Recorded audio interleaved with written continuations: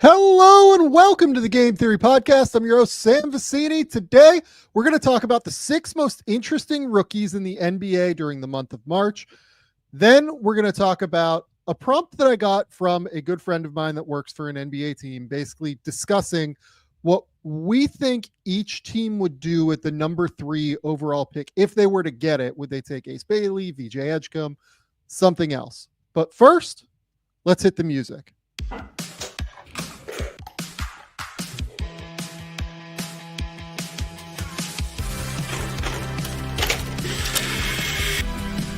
They do have a timeout. Decide not to use it. Way downtown. Bang!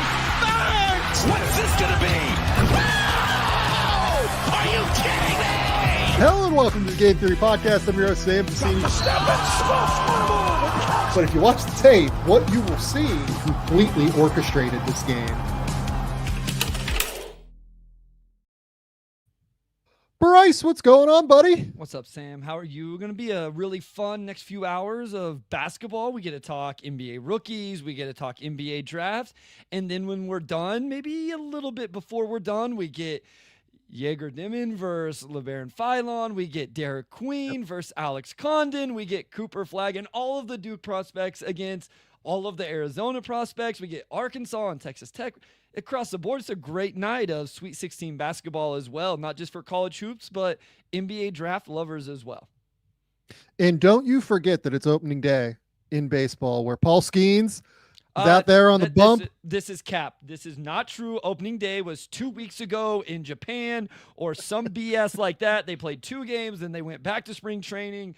Like, I don't know if games count today or not. I have no clue. I'm confused.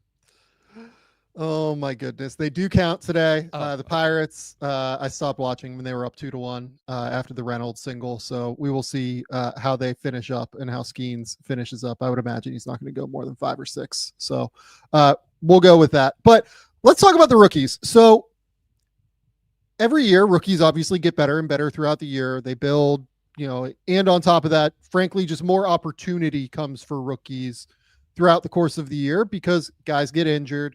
Teams start to tank. A lot of the time, bad teams have a number of rookies and give those guys a little bit more of an opportunity to roll. And that is certainly happening across the NBA in March. I mean, as we've talked about on this show, when we've done power tankings, when we've done NBA draft stuff, it feels like the tanking this year is just like out of this world, and it's beautiful and glorious and just a wild ride. And because of that, we're getting some really fun opportunities, but also like, we're going to talk about like Zaccharie Risacher and Buzelis. Like neither of those teams are really tanking, kind of for reasons beyond my comprehension, at least with the Bulls.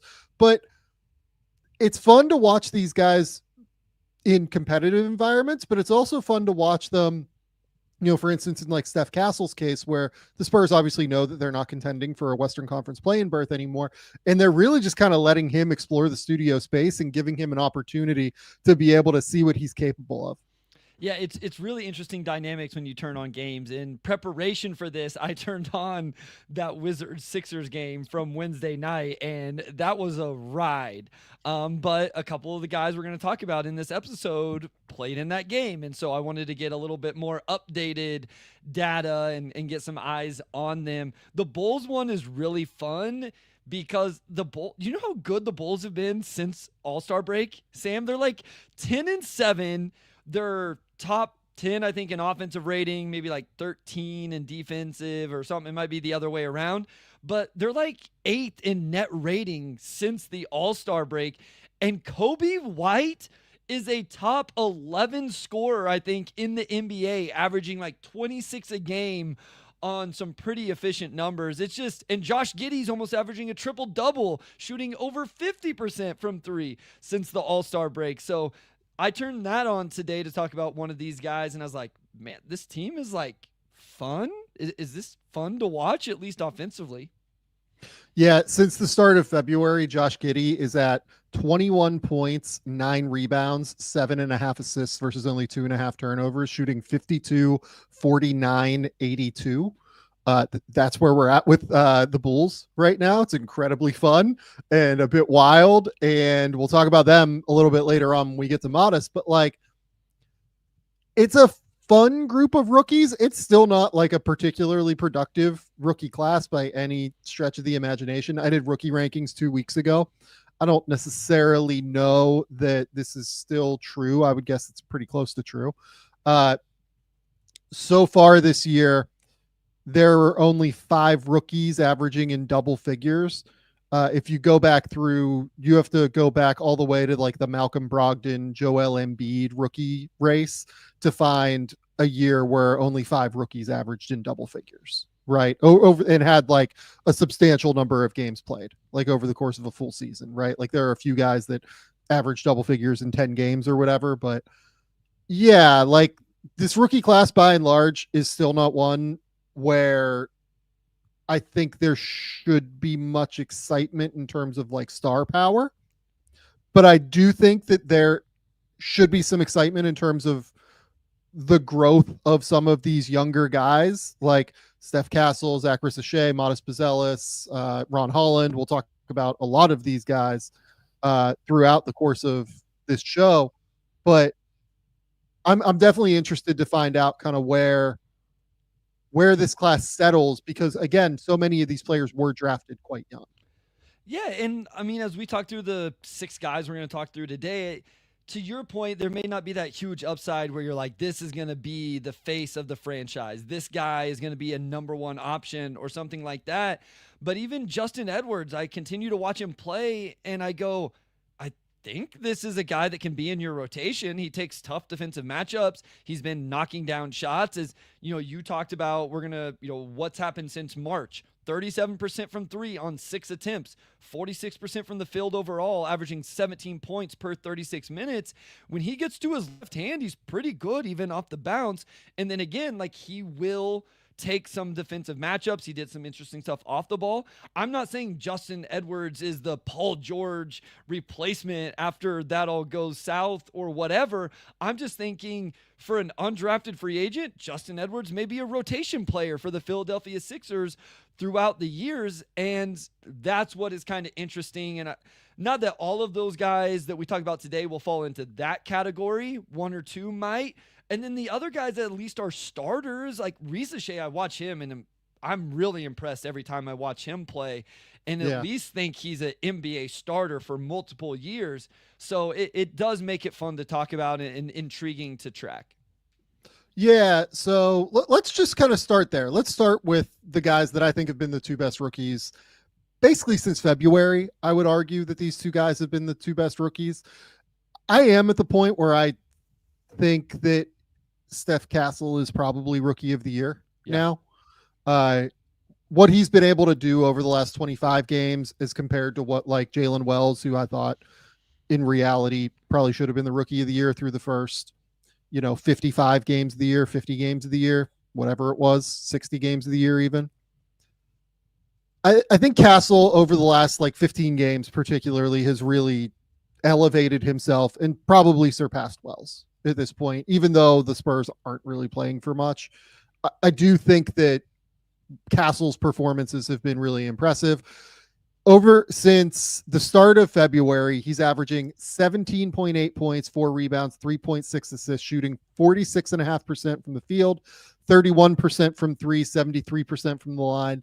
But a lot of the time he is getting like a real opportunity to, run ball screens, run sets, kind of be the primary guy there. And I don't think that's his future. Obviously, they wouldn't have traded for De'Aaron Fox otherwise, but I think that getting these reps and getting these opportunities, I think will continue to allow him to grow when he plays next to De'Aaron Fox, and potentially allow Victor Wembanyama, playing with 2 like real guards maybe as soon as next season, who can really be playmakers on the ball, to get the ball in even more advantageous situations. Like if they can drive downhill, if they can like really, collapse the paint regularly and then pitch back on trailer shots to Wembanyama when he's coming down, like it's going to create a much more efficient Victor Wembanyama, which is even more scary than what I think the league wants to see across the board right now.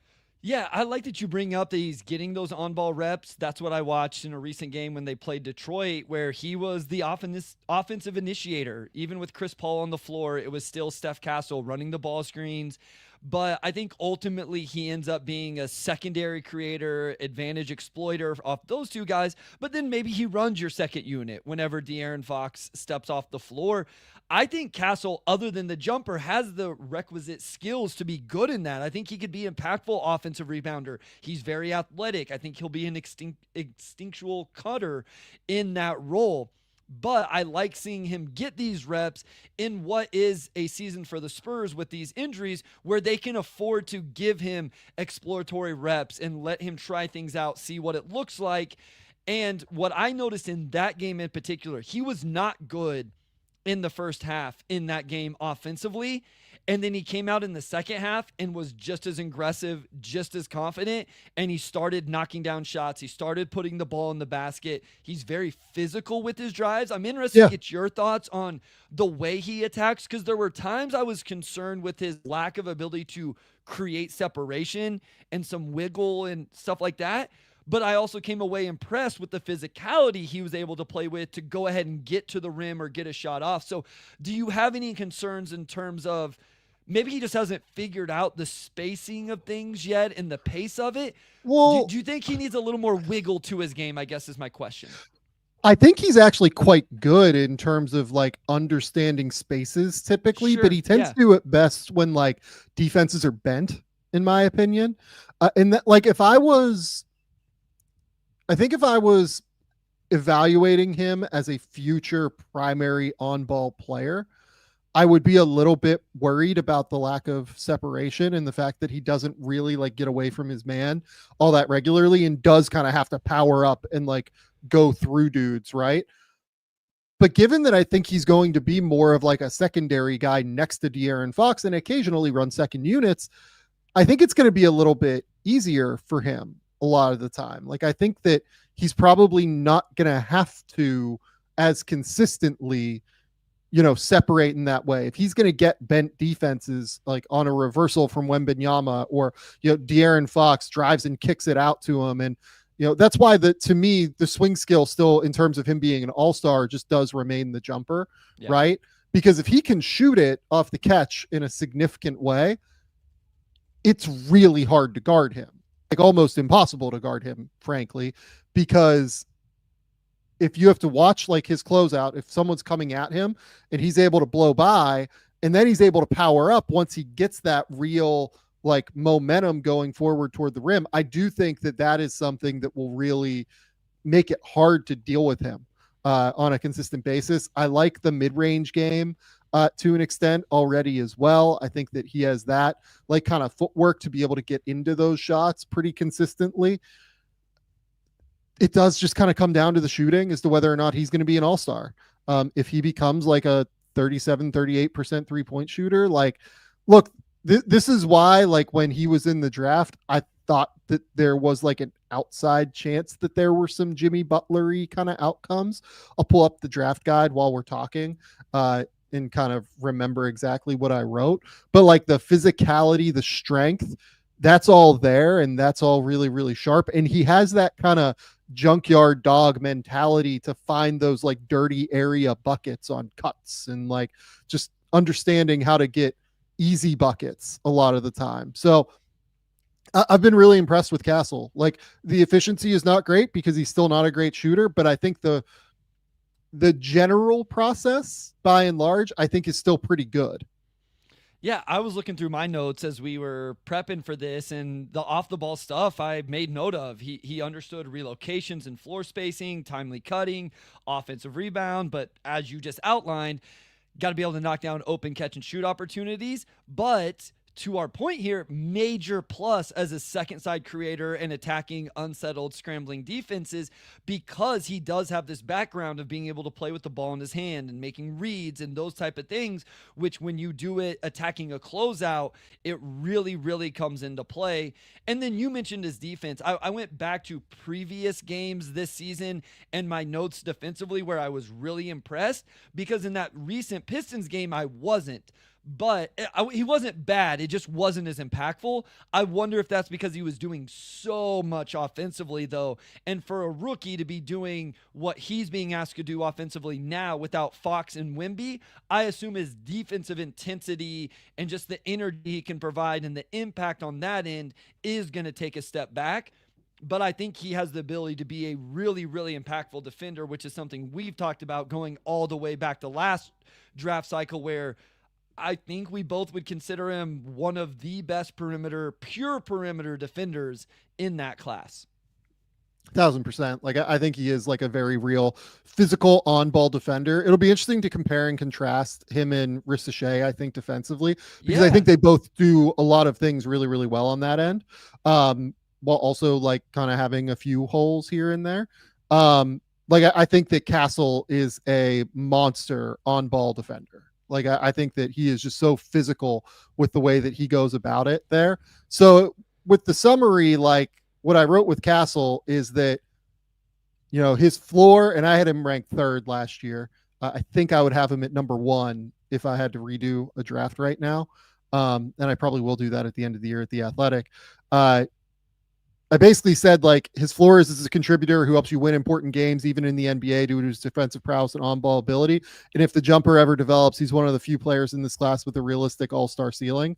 I don't know if I actually made the Jimmy Butler kind of point of comparison that I thought I did, but that is kind of what it reminds me of right now. Like, it's like a nascent, you know, you can see the world where it's going, but like, you know, there are a couple guys like this in the NBA right now. There's, you know, Jalen Williams is another guy that I've kind of comped to this player type.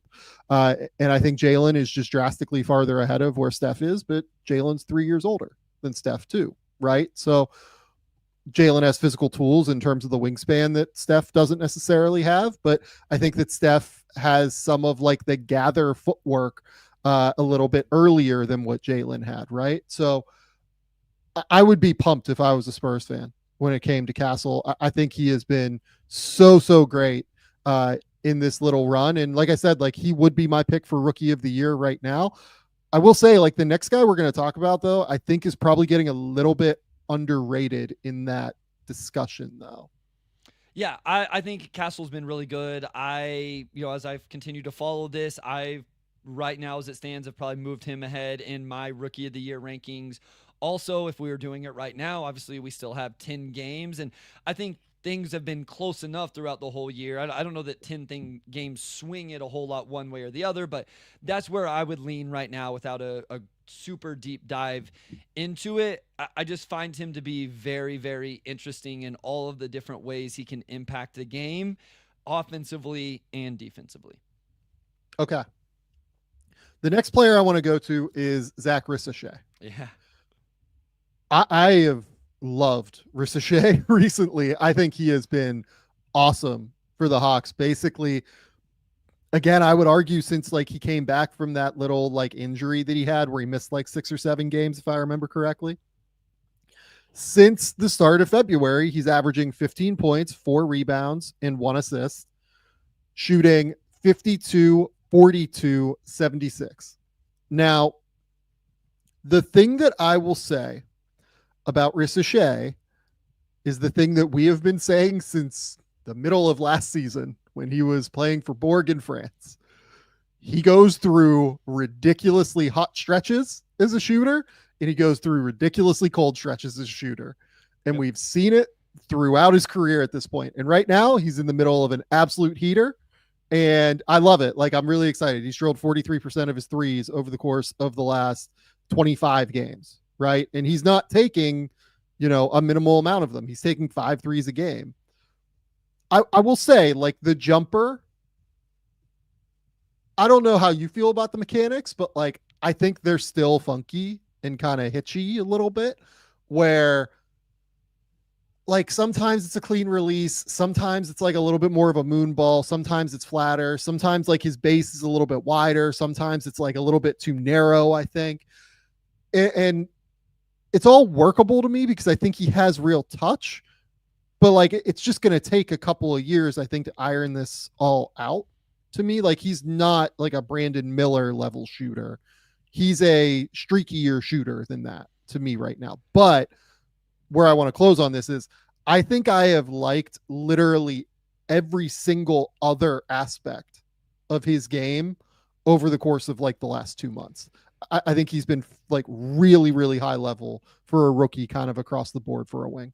Well, I think the other thing with him is I think he's already trying to explore the different attempts and the way he gets a shot off from three. He will no dip. He will pick and pop. Yes. He will get in transition. He'll get it from the corner. And so when you're already streaky and then you're trying to do all of those things on top of it, it can make you even more inconsistent. I'm not trying to like insult anybody here, but if you don't understand how hard it is to shoot a no dip catch and shoot, just go to the gym or go outside and shoot 5 of them. Have your whoever throw you a pass right here, like here, and then don't bring the ball down, shoot it right from there. And it is much different than the fluidity and the flow of catching in your shooting pocket and then going in from there. And again, I'm like not trying to call people out, but if you kind of want to understanding, you can really feel the difference in those two things. So I love that he's still trying those things. But to your point, the most recent game I watched, he got so many different play types. He was the pick and roll man on possession. He had a left-hand poster dunk as he shows off some athleticism. Then he got a transition relocation, corner catch and shoot 3, then a transition cut and finish. It was all in the first 6 minutes of the game. And then in the fourth quarter, he has a perfectly timed baseline cut and an offensive rebound putback.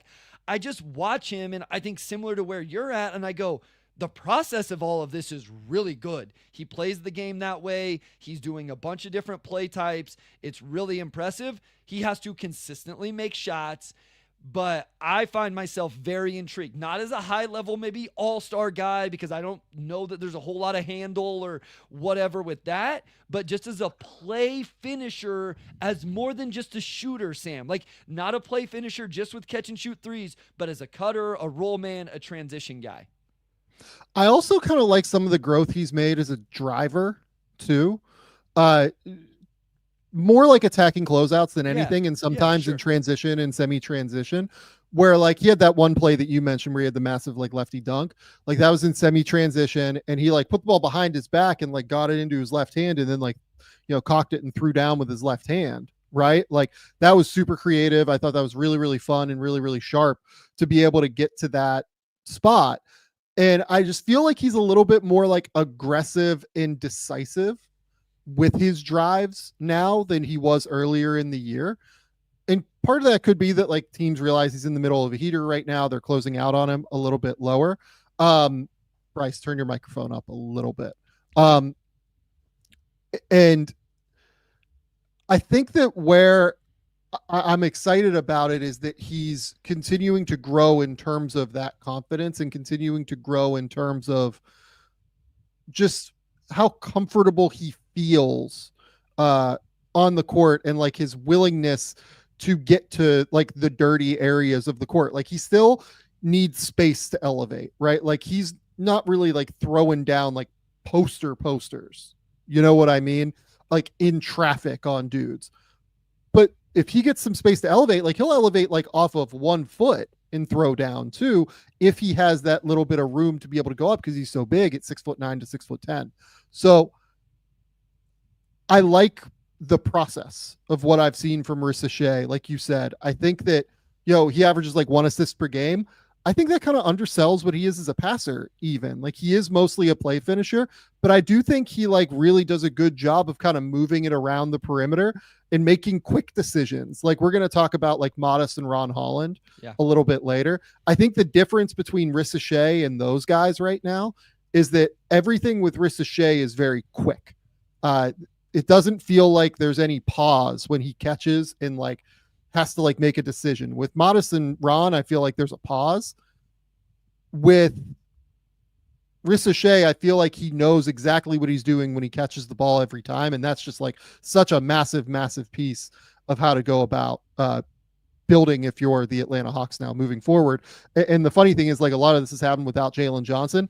Again, this is why when you and I talked about this in the preseason and when he was like a draft prospect, we adored this fit with like Jalen Johnson and Risacher, because Risacher is just like the corner guy who can lift and then like make decisions really quickly and can take advantage of Jalen Johnson's athleticism. And oh, by the way, Jalen Johnson like driving to the rim, Risacher is going to be able to like cut off of him at a really high level. So everything I've seen from Risacher, I'm just like really, really excited about right now.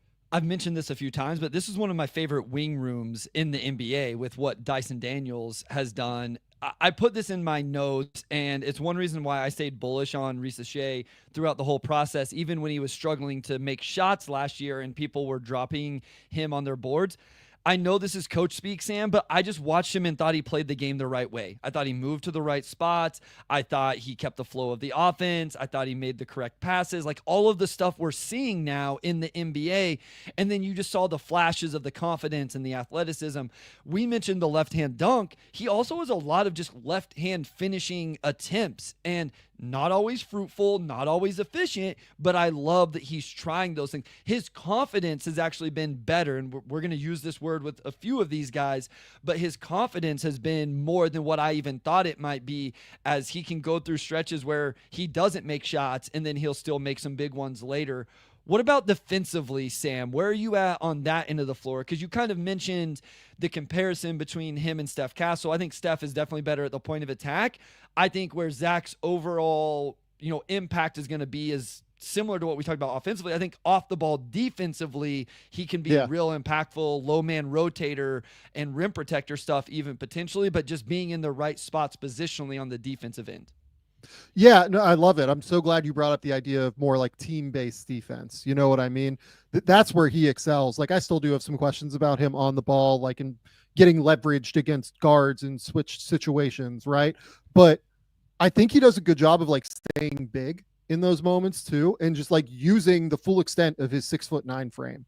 You know what I mean? Yeah. Like he is really good on the weak side of just like staying as big as possible and trying to cut off as many angles as he possibly can. I think he rotates really, really well kind of across the court. I think he flies around and really tries to like find the right X out, find the right place where he's supposed to be, right? Scrambles really at a high level. He's not like a defensive playmaker or anything, in my opinion. Like he's never going to be some guy that averages 1.5 steals and 1 point, maybe he gets to a block, but like I think I'd be surprised by that. Like it really takes some growth in terms of where he's at. But I do like how he scrambles around. I think he's sharp in the way that he maneuvers around the court and finds his way around it, and really does a good job of making sure that they continue to stay in rotation and flying around. Yeah, I agree. I think he'll be impactful that way. And when you have Dyson Daniels doing everything he does, they don't need him to be overly disruptive with what, he's doing on the defensive end. And that's always part of this is I just think he fits really well. I'm glad you brought that up with his fit next to Jalen Johnson, also his fit next to Dyson Daniels, and then all of those guys collectively with Trae Young just kind of running the offense. When they're healthy, he doesn't have to do a whole lot of creation. What he does offensively fits really well because Jalen can do some of that. Dyson can do some of that. So in terms of fitting into that starting lineup, he makes a whole lot of sense. I've been really, really impressed with his game. I've felt good. I had him number 2 on my board behind another guy we'll talk about later. And I feel really good about that. In a draft where it was like, can you just find guys that are going to be solid starters? And shoot, maybe he has more upside than I was even giving him credit for, as you mentioned some of the off the bounce game. I think there's some room for upside still here. Yeah. Like, I think he's probably going to be like really perfectly slotted as Atlanta's like number 3 option, assuming that like Trae Young sticks around there. We'll see what that looks like in the offseason. His contract is, shortening day by day here. So they're going to have to make a choice on if they want to continue to build around Trae and these big wings, or if they want to build around big wings and like a different star guard, or try and go out and find another star, right? I'll be fascinated. And Trae's obviously going to have a say in that as well. So where I think I am on Risacher is that he's perfectly slotted as like a number 3 option right now. I love the way he's slotted as a number 3 guy. I think that it makes sense to me. And, look, they're contending now for a play-in berth, like likely a playoff berth, given the way that, the teams at the bottom there are rolling right now.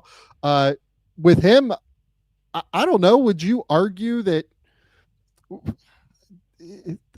guess that like Karras has probably been their number 2 guy since he got there in terms of offense, and like Dyson continues to be efficient as a playmaker, but semi-efficient, I guess, as a playmaker. I don't know if I'd go that far, but I don't know. Like he's been like their 3rd guy here. He's somewhere between their 2nd and 4th guy on any given night, I guess is the way to put it. Yeah, I mean, when you look at the starting lineup, I would say he's definitely the 3rd offensive option, right? Behind Mo and then Okongwu. So even if Dyson, like I actually was agree with you. I was kind of shaking my head back and forth on like trying to figure out what option he was. I think when they start a game, he's the 3rd offensive option on the floor. Like Okongwu will obviously it's part of things, and they'll play through him a little bit, let him make passes and stuff like that. But yeah, you obviously have Karras off the bench. I always like to bring up Niang because, man, that dude is just living his best life, getting 3-point attempts up. I love it. He really is. Yeah, I mean, this is a really cool role for him. And listen, they're going to play at least 2 postseason games, and that's worst case scenario based off where the standings are at right now. And maybe they get into it would be a blast to evaluate him against the Cavs or the Celtics. I don't think they're going to really compete with those teams, but I would have a whole lot of fun watching him. Like that would be my fascination for turning that series on was what does he look like? How do they respect him as a shooter? What if he goes on a slump? Can he get himself out of it? Defending some of those guys in those scenarios.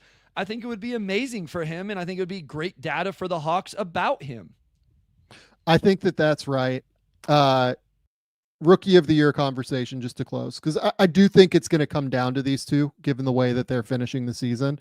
All due respect to Jalen Wells, he will almost certainly be number 3 on my ballot this year if I had a ballot that was official. But like over the course of his last 11 games, he's averaging 6 points a game, shooting 27% from the field. He's really hit a wall, it feels like to me. So I would guess it's going to come down to these two. Can Risacher like do anything to pass Castle for you? I feel like he could, like if he really went nuts here in these last like 3 weeks, but it would take like a pretty special jump to me. The issue for me is like Risacher, like even still with the way he's playing, the finishing has been, so. If you look over the course of the full season, it's like he's finishing at 48% on his half court rim attempts so far this year. And he's just not a particularly explosive player, right? So it's just not wildly stunning. But yeah, I'm interested to kind of run through and see where he falls. And by the way, like Castle isn't much better now that he's been playing more on ball. He's at like 52%. So, we're talking about 2 guys here that Risacher is like in the role he probably should be in and is producing. Castle is getting a chance to like really run the show a little bit more and do things. I don't know. I don't know where I'm going to land on it. I think where I've come to is I'm going to have to spend a little more time on that come the end of the season than maybe what I felt like I needed to the last time. And I feel pretty good about some of these guys definitely being first team. Like I was thinking about my first team all rookie just in general the other day, and was like, okay, I feel like this guy's really played well enough. He's absolutely in this spot now, and this guy has as well, et cetera. So it's going to make for a really fun conversation where I think both of us, just a few weeks ago were very much, this is probably Jalen Wells to lose right now because he's starting and being very impactful on a good team. I mean, that's the thing. Even with the Spurs, without these guys, in March, they went 7-7. It's not like they've lost every single game. The Hawks over their, 12 games in March are 8-4. So these guys are still playing on like somewhat competitive basketball teams. And as you mentioned with Risacher, a team in the play-in. So it's not nothing basketball where their teams are completely tanking. I know the San Antonio would probably maybe want to lose a little bit more, but it's still it's not, like I say, not like they've lost 10 straight over this stretch or something. Yeah, agree. Okay. Before we move to the last 4 that we want to talk about here, we're going to shout out a few sponsors here. Shout out to our good friends over at Prize Picks. Prize Picks is the best place to get real money sports action with over 10 million members and billions of dollars in awarded winnings. Prize Picks has made daily fantasy sports accessible to all. On Prize Picks, you can mix and match player projections from different sports. You can combine your favorite basketball players with players from baseball. You can go Paul Skeens over 8.5 strikeouts and Stephen Curry over 3.5 threes made, 4.5 threes made. You can go, Sandy Alcantara for over 9 strikeouts and LeBron James over 25 points. You can really have a good time trying to figure out how to mix and match based on what you think is going to happen on a night-to-night basis. And that's why we love Prize Picks here. They make it so easy to get the real money sports action that you want on any given game. The second half of the basketball season is here. Baseball season's heating up with opening day today. The race to the playoffs is obviously here in basketball as well. It's just the best place to cash in on your favorite sports. Like I said, if you think LeBron James is going to go for something more like 24 points in a given game this week, if you think Giannis is going to go for 35 or something while the Bucks do whatever the Bucks are doing right now, you can cook up your hot takes with your friends and win real money this basketball season when you and your friends run your game on Prize Picks this week.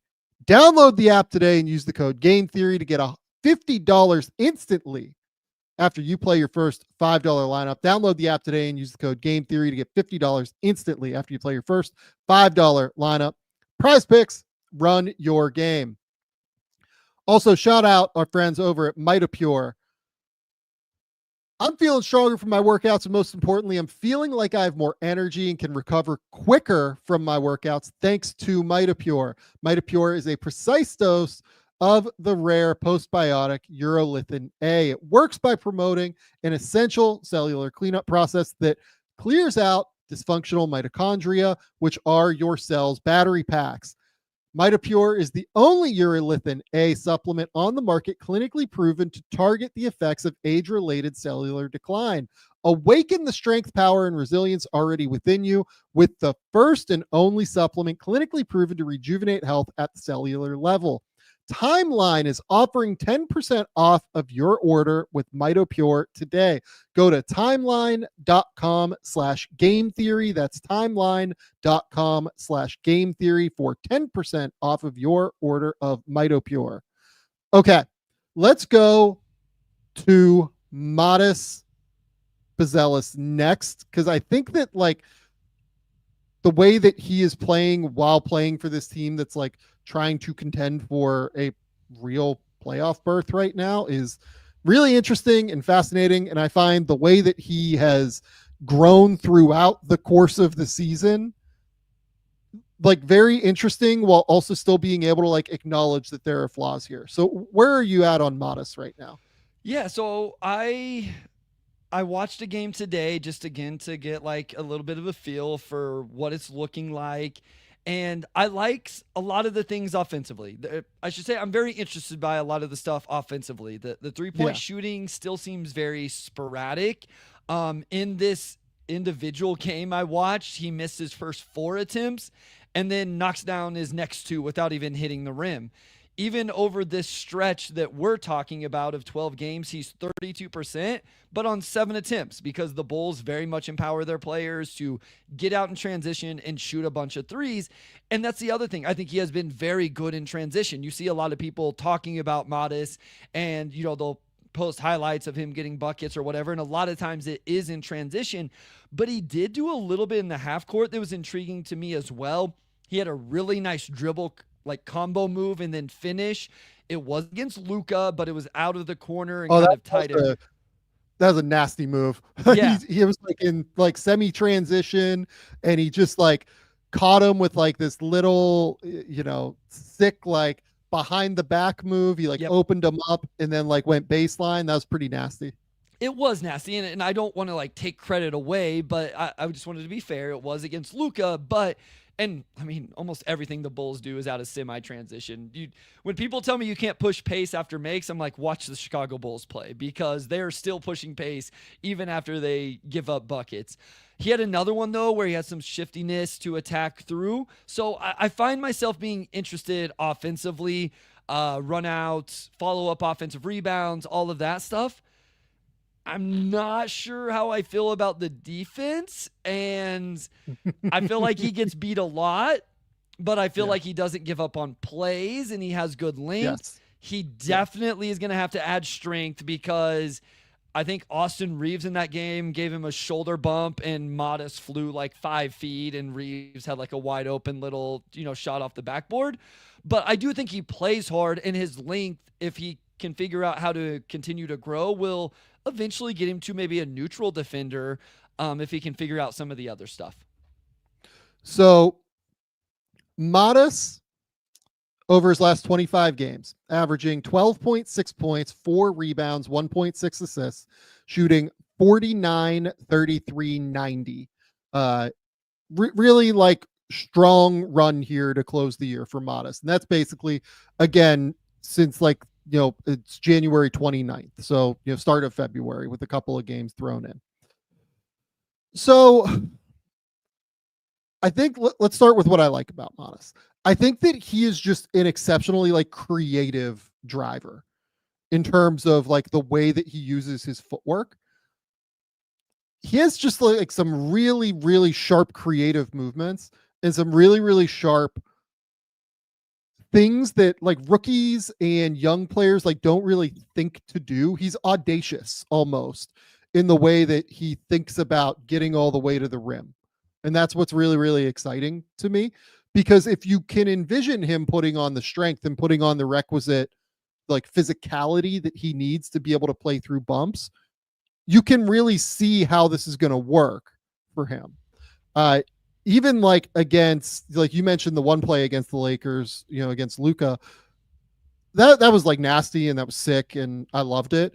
But the one that like really caught my eyes, he had Austin like kind of on an island, and he like inside outed him just to open up Reeves, and then just like drove for this like one-handed like righty gather like layup finish in the paint. And I was like, oh, so like the way that he covered ground as quickly as he did, the way that he was able to open up Reeves like with just like a really quick, nasty like single movement in a straight line that allowed him to keep his momentum going. I was really, really excited about that. He's also just obviously enormous. Like he's just a big dude, right? Like he's 6'9" to 6'10". So whenever he gets like a mismatch opportunity, right? Whenever he gets a like chance against a smaller player that's like genuinely small, like 6'1", 6'2", 6'3", he just kind of understands how to kind of go up over the top of those guys and like understands how to weaponize that height against them, in my opinion. So I really, really like that. The fact that he understands like the mismatch opportunities already. He's been really effective as a cutter, like cutting baseline and cutting on 45 cuts as well, taking advantage of playing with Josh Giddey, taking advantage of playing with some of these other guards that are out there. The two issues I have right now, the jumper is quite mechanical. It just doesn't feel very fluid. Like I would even argue that like, I think he has better touch than Ron Holland, like just natural, like touch inherent within him. But like, I think Ron's jumper has gotten more fluid throughout the year than what Modest's has. And like, Fred Vinson might be working his magic, like whatever it is in Detroit, but the mechanicalness of the jumper for Modest does worry me a little bit. Like he is taking 5 threes a game, which is exciting and which is good, but it does feel like they're wide open because teams leave him open because they don't really think of him as a shooter. And he's still not really taking advantage of that all that much. And then the strength really just comes up on defense. Yeah. Like you mentioned it. I don't think we need to harp on it, but like he is so high waisted and also so skinny that it's just really, really hard to kind of be able to move those guys. Like it's really, really hard for him to be able to like stand guys up and like wall up in any way, shape, or form. we talked about this off air, and we won't get into the full conversation, but we talked about like strength aspect of players and the draft and the development of it and how important it is. And it's going to be really important for him. It's going to be really important for another one of these guys we talk about, because I think Alex Sarr has struggles with this defensively as well. And it's one thing I've learned to try to use in my evaluations of players as I've been around the NBA game more and more, as I've talked to people more and more. It is a physical league, Sam, with really, really big and strong dudes. And you have to be able to hold your line on both ends of the floor. Even as a driver, if you want to stay on your line, you are going to get bumped. And if you get bumped off your line 3 or 4 feet, that shot just became a whole lot harder than if you can stay on. Like think about Lou Dort, right? It's because he puts his chest on you and you can't move him. I watch Isaiah Stewart do this to people every single night. And Modest doesn't need to be these guys. That's not what I'm saying. I'm sure that's not what you're saying. But Isaiah Stewart forces people to miss shots because they feel his body whenever they try to attack. Yeah. They get his chest, and he doesn't move backwards most of the time. Right now, because Modest lacks some of that strength and just weight in general. And you bring up a good point. When you're as long as he is with those high hips, this is going to be harder for him to hold that ground. And it's so important on the defensive end for him to be able to do that. So I do think adding weight/strength is going to be really important for Modest moving forward. So here's my real question about this, right? I don't love the frame. Like, he will add strength because guys get stronger as they get older. You know what I mean? Like, it is what it is. But like, it's very high-waisted, and he's just very thin through like this area, right? Like, someone brought up, can he be like Franz Wagner on some level? Franz and I'm just is like, so much like just Franz built is so different. much. Yeah, he's a lower center of gravity, I think. And like, I think he's a little bit stronger through both his upper and lower halves for where they are at that same age. Like, I know that, Franz was a one and done, or Franz was a 2 and done, and Modest was a 1 and done. I believe Franz is actually younger when he got to the NBA than what Modest is now, because I think Modest is Modest turned 21 yet? No, he's 20 and a half still. So, and that's not to say that like he's going to run out of physical development. He's not, but that's what my worry is with this. You know what I mean? Like, that's where I'm at with Modest. Like, I'm excited about what we've seen, and I think there's like plenty of reason to be really, really pumped about this. I'm still trying to figure out where what his overall upside is, because the shooting is a question and the frame is a question in terms of the defense. He's definitely something though, which is like the floor was very low with Modest when he got picked. I talked to people that were like, why is he a lottery pick? I hate this. He can't shoot. He can't do it. Like, people that were very low on it. And I think he's shown enough on a team that is at least in the play-in. I know it's the East. That I'm with you. I think the floor has raised for Modest, if nothing else, during his rookie season. Yeah, and I had Modest, I think, like right around where he ended up actually getting picked, because there were plenty of people that had Modest like a little bit lower, right? And there were plenty of people that had him as like a top 5 guy in the class. And I had him like right around, I think I had him 12th, looking here, right? And I said the frame was the swing skill, and the second swing skill was the jumper.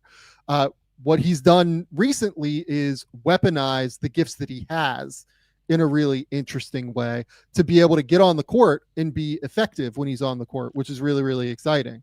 But those swing skills still exist, and they will ultimately tell the tale of what his overall ceiling is. Is he going to be like a really fun, like rotational, fifth starter, kind of energetic sixth man? I mean, he's been starting basically since the beginning of February in the All-Star break. So like, you don't want to necessarily like, limit him in any way, shape, or form, given that he's starting on a team that's been pretty successful recently. But I think where I'm at is he's going to be a starter, but the jumper is going to have to get there for him to be a starter, because I worry about the frame. I think that where the jumper is more workable than the frame, basically. Yeah, he was one. I think 3 of the guys we're going to talk about, I feel confident are going to be NBA starters. One, I think, is a rotational off the bench guy. And then him and a second one is like, okay, we'll kind of see. I would have more confidence in Modest probably than one of the other. But yeah, I think he's in that realm right now. I find this like frame conversation fascinating because I would love to talk to somebody more knowledgeable than definitely what I am about, are there cues to a person who can develop the frame and the body type that we're talking about? Because why I lean towards, hey, this isn't a guarantee that he's going to put on the weight and the necessary muscle, is I struggled with this. I spent high school with my high school strength coach was a previous college strength coach. So I didn't have Joe Schmo, but I was never able to put weight on my frame. Then I go JUCO. I realize we're talking NBA. It's different resources. I completely understand. But I experienced an inability to put the necessary weight and muscle on my frame that I needed to be the most successful, let alone the tertiary impacts of flexibility, hip fluidity, mechanics of the jump shot, athleticism, Sam. Like all of this stuff is part of it as well. For Modest too, particularly what makes him so interesting as an athlete is that flexibility that he has through his hips, and is that flexibility at that size that he has to be able to like drive and create angles in ways that guys that are 6'10" kind of can't. So if you add weight, does that reduce anything from him as well? Like you kind of are getting at here. So, you know, to bring it back to the Modest conversation, like that is almost what's most interesting. Yeah. Right. No. Yep. I mean, there's just everybody has their peak of, in terms of muscle mass, weight, you know, all of that combined with their athleticism, flexibility. You just kind of, it'll be interesting to see what Montes is. I assume him, those that rep him, the Bulls, everybody else like have a plan for this. I'm just interested to see what it is. Yeah, agree. Okay. Next, let's go to Holland. Let's do the G League guys from last year. Okay. Next. And what I think I've liked most about this little run from Ron Holland is that I think he's like finally figured out how to like truly weaponize the athleticism and strength intersection that he has, and like fully be able to like there are drives he has, like he had a drive, I think against like Blake Wesley or something like that, where he just like brushed him off with his shoulder and arm, and Blake Wesley went like fucking 30 feet backward. It felt like it was really, really fun. Yeah. He has these every game, it seems like recently. And he is physical. He will play through contact. This is a team that's playing very, very fast. And that really plays into how Ron Holland wants to play right now as a rookie. This is a team that's playing aggressive defensively because that does translate into their transition opportunities. So I'm interested to talk about his defense because that's very interesting. But in terms of the aggressive mentality, that is part of it as well. And before we get into the nuances of his game, this is a dude that has had unwavering confidence from day one. I've watched him miss 4 straight threes and it not like because the other team won't guard him, and it not change his mentality. And I find that to be a positive attribute overall, even though the jumper obviously has to get there eventually. And he kind of has fit this mentality of not backing down. Like he's scrappy. I think I mentioned on this podcast recently how Marcus Smart was chirping as Isaiah Stewart, and Ron Holland stepped in and was like, no, this isn't, you know, I don't know what would actually happen, but Holland is not backing down. And there have been multiple of those situations for him as a rookie, and a young rookie at that. So you see his rep was always plays extremely hard with an attitude, with the like all of that stuff. And it has absolutely played out in his rookie season with Detroit. It's 100% right. Like he will literally just like try and like walk over to people and be like, no, this, you are not doing any of this. Like I've had like, obviously the Houston guys, Amen and Tari, are called the Terror Twins, right? Like, can we just call like Isaiah Stewart and Ron Holland the Bash Brothers? Yeah, I love it. I'm like in. That feels like the right move. And like it almost like reduces a Sarr a little bit because like a Sarr isn't like out there like fighting people. Like a Sarr is like pretty low key as a dude. But like I feel like Ron and Isaiah are the Bash brothers in like a real way. Ron over the course of his last 16 games, it's like a little bit more muted than the other guys we're talking about, right? It's like 8 points, 3 rebounds, 2 assists, but he's shooting 60% from the field and he's shooting 68% from the line. And the jumper is a real question. His minutes are way down. Like I'll just real quick, minutes in March, Ron is at just over 200. Just in a comparison, Steph is almost double that. Sarr is just under 400. Zach is 100 more than that.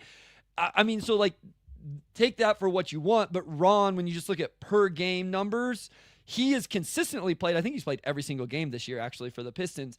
But the minutes per game isn't nearly what these other rookies were talking about. Yeah, that's dead on. I just love how physical he is on both ends of the court. I love how tough he is. Look, he might not be more than a bench player long term. Like genuinely, like he needs to improve the jumper, needs to keep improving, like frankly, the decision making. We'll talk about that in a second as well. But again, like valuable NBA player to me, like for sure. At the very least, like he is a bench rotation NBA player. Like can he be like a Corey Brewer? I think Corey Brewer actually started a bunch of games in the NBA, but like I don't think Corey Brewer would start a lot of games in today's NBA necessarily. Corey Brewer played 900 games and started 300 of them, right? Like, can Ron Holland be somebody like that? That feels like a win if you get that. Yeah, I mean, I think that was like the median outcome whenever I was doing this. The high-end outcome was like a legit two-way player because the jumper comes around, and an off-the-ball player, but a two-way player. And then the median outcome was like one of these wings that's super athletic. He's not like as twitchy as like a Derrick Jones Jr. or something like that, but like that archetype of player where it's not super fundamentally sound maybe defensively, but they finds a way to be impactful and disruptive, really good in transition, really good cutter, offensive rebounder, all of that. I am fascinated to see what you think about his passing because maybe it's expectations, but I think he's flashed some decent stuff off the bounce, and I'm intrigued by that. I will tell you my biggest thing that I make notes of. And if you guys want to see, like, if you're really interested in this, I have a video breakdown over Ron Holland in the 26-point game versus the Pelicans recently. You go check it out on the Substack. But he's got to get better off the ball defensively. He misses so many rotations, and even more so, he misses so many rotational box outs. And JB has empowered Jalen Duren and Isaiah Stewart to really attack block shots. So as a perimeter player on the Detroit Pistons, you have to rotate and get checkouts. Yeah. And Ron struggles with that a little bit. That's one of his biggest things, and I even had that in my pre-draft notes. So that's an area of the most important is the jumper, like no question. But a tertiary skill that I would really love to see him grow is some of his off-ball awareness and recognition stuff. Some of the off-ball awareness, also just like he will recklessly drive into the paint. And just absolutely. Like go for it. Like probably should not be doing this. One time a game, Sam, I'm like, Ron, what do we do? And then it's like, okay, you're a rookie. I love the confidence. I'll live with it. There's one shot attempt per game, every game that is just, come on, man, not that one. But it's pretty fun. It's pretty funny. I also think that the big thing for me is, we mentioned the decisiveness with Ron, right? Like that's with Risacher. I'm sorry. Risacher, yeah. I think both Modest and Holland have a tendency to like hold the ball. Like they will stop and like catch and survey for a second and not like move it really quickly. Right. So I would like to see Ron just move it quicker at the end of the day. Like if he moves the ball quicker, things kind of speed up for him. And I think it looks a little bit better. I will say he's adjusted decently at times to teams not guarding him. What you'll see him do now, it's still, I'm going to get downhill, but he'll see them over helping because they don't respect him as a shooter. So they'll really help off, and he'll be like moving on the catch, knowing that if I get downhill right away, I can still beat him before he recovers. Even though he's 10 feet off of me, I can take up that space. And that is so important for a non-shooter, is to be able to take up that space and attack it. And Ron, like, honestly, he travels about half the time he does it, but he's at least trying to do it and recognizing it. Here's what's fascinating. He's going to get a playoff series. I cannot wait to see what that looks like in terms of, is he in the rotation? Is JB going to stay to 10 guys? Can you play 4 non-shooters in a playoff series in Ron Holland, Sarr Thompson, Jalen Duren, and Isaiah Stewart? So I assume he'll at least get his minutes, but I'm fascinated to see. I hope we do, because I want to see what it looks like. But he's been solid. He's been intriguing this year. Okay.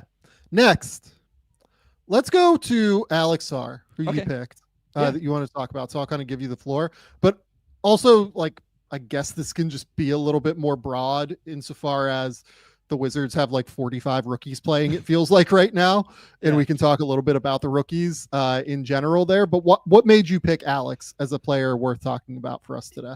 Yeah, I mean, I think we continue to see some of the same things with him in terms of where's the skill at. But in the month of March, he has, 22 points per 36 minutes. But the 2-point shooting continues to be a concern. Even in the month, he's 41% overall, but he's 37% from 3, taking almost 8 threes per 36. Offensive rebounding, the defense, especially off the ball. I was curious. I want to see where you were at with him, because I still find myself intrigued by some of the stuff he does. Like, he has a short roll floater, has a short roll catch, 1 dribble finish. He bangs some threes, but then like Carrington throws him a lob and Sarr doesn't even leave the floor for it, because he's not like, that's not how his mind works, which is a little bit concerning as a big. And then on the defensive end, and listen, Buzelis is a massive, massive man, but Buzelis literally just backs him to the middle of the lane, puts his shoulder into him, and makes a little hook shot. And then he misses a defensive rebound because he can't box out Buzelis. So I'm not down on Sarr. I'm still very much intrigued. I'm just like trying to figure out if this is what it is, even if it gets more efficient, what does that ultimately mean for him in the NBA? Yeah. So the good over his last 12 games, he's averaging 18 points, 7 rebounds, 2.6 assists, shooting 38% from 3 on 6 attempts per game. The bad, he's still shooting 42% from the field in that time as a 7-footer, which is not ideal. And not really making his free throws at a high enough clip. And defensively, I still think like he does get moved around. So it's a whole whirlwind of thoughts with Alex Sarr to me. And I think I might be inclined to like undervalue right now how cool some of the flashes are, because we've seen a lot of the flashes throughout the year. Like, the flashes aren't new. Like, if you've watched a decent amount of Wizards basketball this year, like, he's had a lot of moments. And yes, like, this is by far his best, most sustained like run of play throughout the course of his season, which is good and also can be a product of March basketball to some extent as well in the NBA. But he's still not doing the big man things. You know what I mean? Yeah. Like, he's still not really like a primary defender at the center position. He is still not finishing at the basket. Like you said, as I mentioned earlier, he's shooting 42% from the field despite hitting 38% of his threes over his last 12 games. He is just so incredibly gifted as like a perimeter player that it's hard for me to balance the two things right now.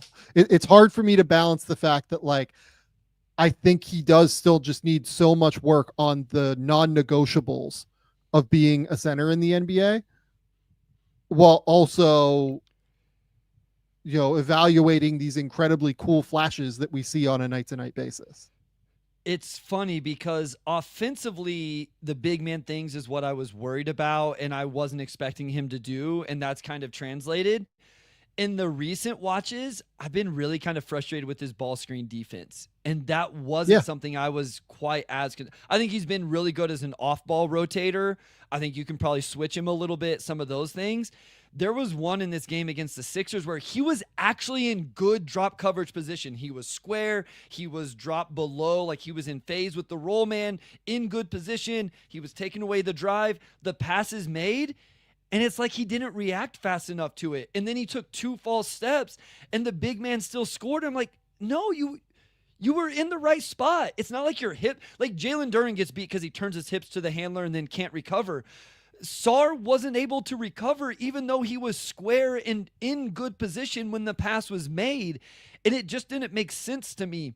And then there was some against the Pistons, actually, where he was just struggling to play both in that one. He was overcommitting to Cade and then was allowing the lob to Jalen Duren. Now, maybe that was scheme. Maybe they wanted to take away Cade and the help guy wasn't getting there or whatever. But I find my issues defensively with like point of attack in general. You're going to get bullied a little bit in the post against bigger offensive players. And then point of attack to me is still ball screen defense because you're directly involved in the action, even though your quote unquote man doesn't have the ball initially. That's concerning to me in terms of the true big men things, unless he's going to be Evan Mobley as an off the ball roamer type defender. And you bring in somebody, like we talked about playing Valanciunas at the 5 when he was there to start the year, but then the offensive skill has to really, really hit. Yeah, I think that's right. I think that's right. I just wish that we would see more of like the easy stuff. I agree. I'm with you. Yeah.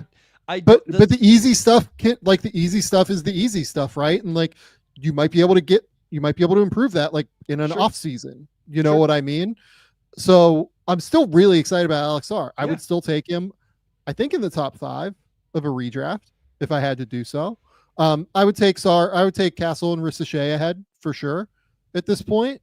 But I had Sarr at 1, and I'm still excited about Sarr based off of what we've seen. It's just that the non-negotiables are frustrating to me. True big men things were a worry coming in, and they're just as much, if not more, of a worry for me after this many games, even though I'm still, like you, very excited about some of the flashes of the skill, movement, dribbling, all of that off-ball defense, all of that stuff. Like, this isn't going to be a blown pick or something like that from the, like, I'm with, no. I think he would be top 3 for me. I don't know. We'd have to get into it, but I'm still very much excited about him.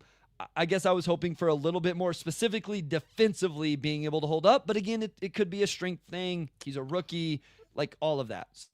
The strength thing is a real factor for him. Like he is just not physically there right now in terms of his lower half strength, particularly to me. Like when you watch him like try and deal with like bigger bodies and also like the positioning and ball screens, which is a work in progress, like you mentioned, but also just like the lower half strength to me is what really has to go and what really has to improve. Sure. Okay. Anyone else on the Wizards, like just while we're here? I mean, we've talked a little bit about Keyshawn George recently, actually. Yeah, we did. Yeah, like he's actually been quite fun recently to me. Just the defensive impact that he's making on a night-to-night basis has been really enjoyable to watch. Bob Carrington just continues to kind of be a little bit too skinny and not quite strong enough to play in the NBA yet as like a lead guard, but there are exciting moments where he showcases what he's capable of in terms of blending the passing and the, mid-range game and everything. The fun one that we probably should just mention briefly is AJ Johnson. Sure. He's had some exciting moments. He's, been there for 12 games now. He's averaging 8 points a game in those 12 games. And you can just see the athleticism. Like it jumps off the page. You know what I mean? Like he had 17 in that game against Toronto and you're just like, oh yeah, like his level of athleticism is a little bit different. Listen, I've said this since the Blitz when I saw him, that he just moved different. He's so skinny, kind of becoming a theme here with some of these guys, but the physical tools are silly. I mean, the start-stop, the explosion, just the all-around movement, the way I remember the first time I saw him play, like the first possession with the ball in his hands, and I was like, this dude moves like an NBA player. Now, can he shoot it? Can he make decisions? Can he defend, et cetera, et cetera? But he moved, and it shows up, and it looks that way in an NBA game as well. So he has real creativity with his game. You saw the vertical pop with a transition finish in the game I watched against the Sixers. And then, like, at one point, I think he banged a 3, and then he missed back to back to back threes, and 2 of them were really, really poor decisions in terms of shot attempts. So he's got a long ways to go, but he's a very, very interesting player in terms of his physical tools and what he may be capable of doing. Okay. The final guy that we want to talk about in our 6 most interesting NBA rookies from March topic here is undrafted Justin Edwards. Yep. Justin Edwards was the former number 1 overall recruit in his high school class, went one and done at Kentucky, and it wasn't going super well at Kentucky. It didn't go well in any way, shape, or form. He frankly did not look like a guy that was going to be able to play in the NBA for a few years to me. He has been a revelation for the Philadelphia 76ers. And I would be so pumped if I was a 76ers fan that they've just kind of gotten this found money from Justin Edwards here. And again, with the 76ers particularly, maybe more than any team in the league right now, we have to emphasize this is March basketball. Sure. And there are some real glorious tanking things happening in Philly right now. And look, part of it's that they played road games, but also like they lost at home to the Wizards last night, right? Over his last 12 games, though, Justin Edwards is averaging 15 points, 4 rebounds, 2 assists, shooting 46, 37, 78 from the line.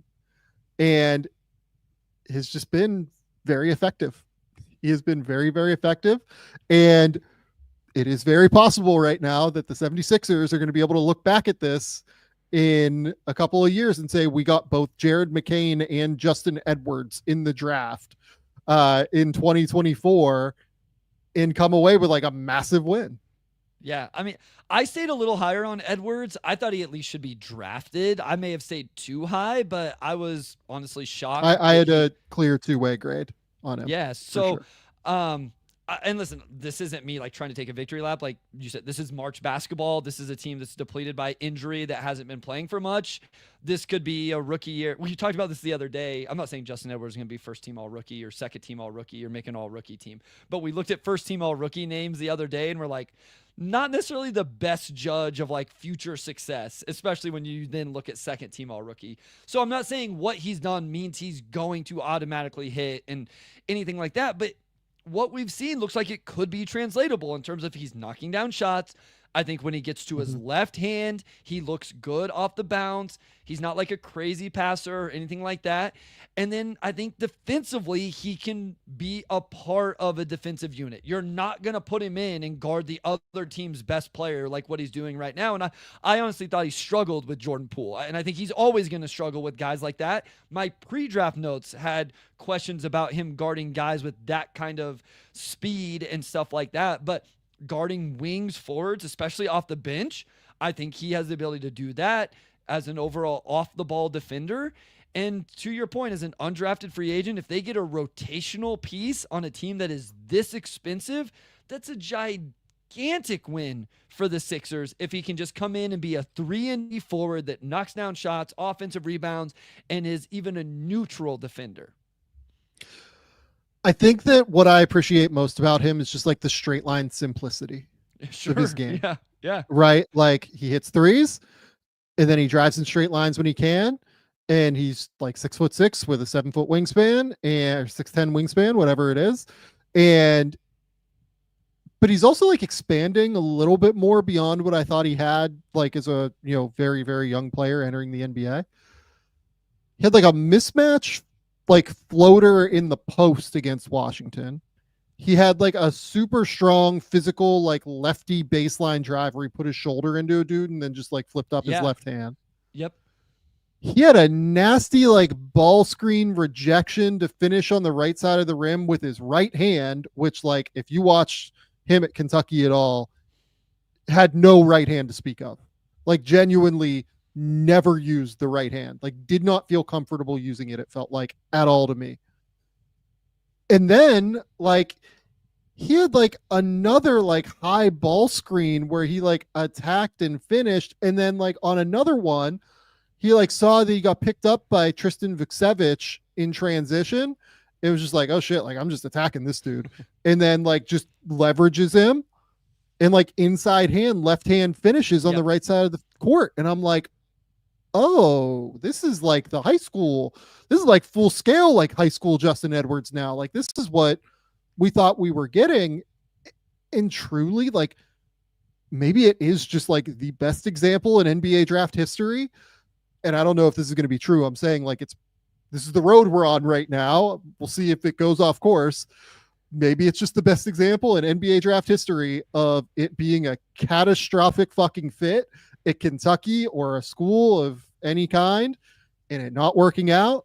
And he goes to the NBA immediately, gets a little bit more space, gets a bit more of a simplified role, and gets his confidence back and just starts to roll. Like this, I've been like kind of, given where he was last year, which was really bad. Like it was really, really bad, Bryce. I am truly blown away by where Justin Edwards is right now as a player, even accounting for March basketball, like basically not being real NBA, playing with the 76ers right now.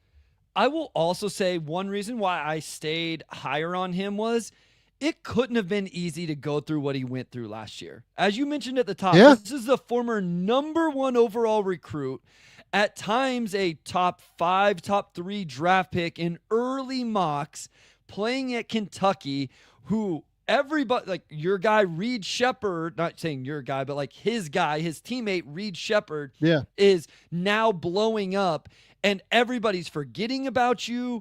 Dillingham's blowing up. Yeah, sorry, Dillingham as well. And, you know, like Antonio Reeves is getting, you know, and like you are getting nothing.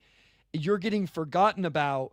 And I thought he still found ways to contribute to that team when it had to have been a confidence thing at a certain point. Like I'll always remember that about Justin Edwards. Maybe this is a flash in the pan and then nothing happens for the rest of his career. It's truly possible. I don't think so. I think he's at least a rotation guy, sticks in the NBA. But I will always, 10 years from now, if we talk about this draft, I'll remember that Justin Edwards was the #1 recruit, had an awful season, and I still appreciated that through all of that, he found a way to contribute, turned himself into a quality defender, and fought through that whole season. And I always appreciated that about him. I have to believe that speaks to something about success for a person. Yeah, no, like the ability to overcome adversity is massive. That's why I love guys like Quentin Grimes. It's why I'm higher on somebody like Tyrese Proctor than some people are, right? Like the ability to overcome that failure when 90% of these guys have never experienced failure, really. And then you hit it for the first time in college when you're under the microscope and then you overcome it. It's really important. The issue for me is that Edwards like didn't really overcome it in college. Like he found a role that worked, but like he has overcome it now. Like he has been really, really fun. I mean, yeah, like my main issue, I'm like looking back at my notes right now while we talk, was that like I just really felt like he was extremely one-hand. I wrote, he is the most one-hand dominant player in this class, like left hand. But for me, it was more the processing. Like I just everything was so slow on offense. Like everything was so just painfully, like you could see the gears turning on the court while he was out there. And it says to me, they probably put like too much on his plate potentially early on. But now you look at it and the Sixers have really simplified the role. They're giving him like occasional ball screens now too, which is like wild to me that we're at this place already, but they've just made it very simple. It's straight line. It's, go and attack and play in that way and make your threes. And he's done a good job of that so far. He's just playing with a real degree of confidence. And I have so thoroughly enjoyed the experience of Justin Edwards right now. I agree. It's really impressive, and I'm happy for him. And again, this could turn out to be a really big time draft for a Sixers team who takes a player at 16 and then gets an undrafted free agent. even if that's all he becomes, right, is some sort of rotation player. Even if he's the 11th guy that just If fits he's in, the 8th man, it's a huge home run. yeah. But like even if he's the guy that fills in when somebody misses a game as an undrafted free agent, that would be huge. And so, really happy for him. Just overcoming that and finding success in his rookie season. Okay. Second and last topic of the day. I got posed a prompt from a friend of mine that works for an NBA team. And I don't know if you also got this prompt because you also know this person. Okay. But the question was exactly this. Let's say Cooper Flagg and Dylan Harper go picks 1 and 2. And we'll talk about that in a second, like whether or not we think everybody would take Dylan Harper at number 2. I think they would, but we'll at least do the exercise really quickly. Okay. What would each lottery team's best decision be if they land at number 3? Is it VJ, Ace, another player, or potentially to trade, right? And then like, can we find a team that would like to trade up for one of these players, basically, right? Okay. So let's start with the first part of that question. Do you think there is a team out there that would not take Dylan Harper at number 2? Utah would, Washington would, Charlotte would. I think Charlotte would. New Orleans, I'll say that. Yes. Brooklyn absolutely would. So the two that jump out to me as I look through it, Philly, I think still would, but I guess you could wonder like if VJ or Ace would make more sense when you have Maxey. I think I still would. Philly, Toronto, just because like we've had this conversation. Portland, maybe. Like I think everybody would. I will say that. I think so too. I'm just trying to identify teams that maybe have. The thing that you could maybe sell me on is like, I think Philly would potentially explore the market to trade as a trade at number 2. The thing that I would do if I was them personally would not be to explore the market on Dylan Harper. It would be to explore the market on Jared McCain. If I was them, because I bet they would get real value for Jared McCain. And Jared McCain was great this season, and I don't mean to like disparage him, but there are still questions about fit with, Tyrese, Maxey, and McCain long term. And Harper is big enough to play with Maxey long term as your ideal player. So that would be kind of my idea. I think that they would take Harper, but I think that they would explore the market on McCain in all likelihood. Yeah, I don't think so. I have him. I'm not even as high on Dylan Harper as others are, I've found, but I still have him solidly as my number 2. Is there any chance that Chicago would do something silly like extend, Kobe White and re-sign Josh Giddey in free agency and decide we have our 2 ball handlers, we're not taking Dylan Harper, we're taking Ace Bailey to pair with Matas? I mean, of course, Chicago might do that because they're Chicago. So that was another team. Because we've talked about this with all the ball handlers. Be interesting, right? Like if you were fully going to commit to Giddey and you're going to fully commit to Kobe White with real substantial money, I think I would still probably just draft Harper and figure it out. Yeah. But I suppose. Yeah, I would still just draft Dylan, to be clear, but like that is one option. I mean, Portland with, Scoot and with all their guys, Shaden, like I would be interested to see what they would do. Toronto, I think that they just take Dylan at the end of the day. They just take talented dudes and try and figure it out. Okay. So that's part 1 of this prompt done, basically. Part 2 here is, what do we think each of these teams would do at number 3? So I'm just going to run through the list here. Yep. And we're going to talk through it and go for it. So we're assuming here that both Cooper and Dylan are off the board. Let's say the Utah Jazz get number 3. The Utah Jazz are in an interesting position where they just need good players, basically. I am not totally sure what they would do. I will say that.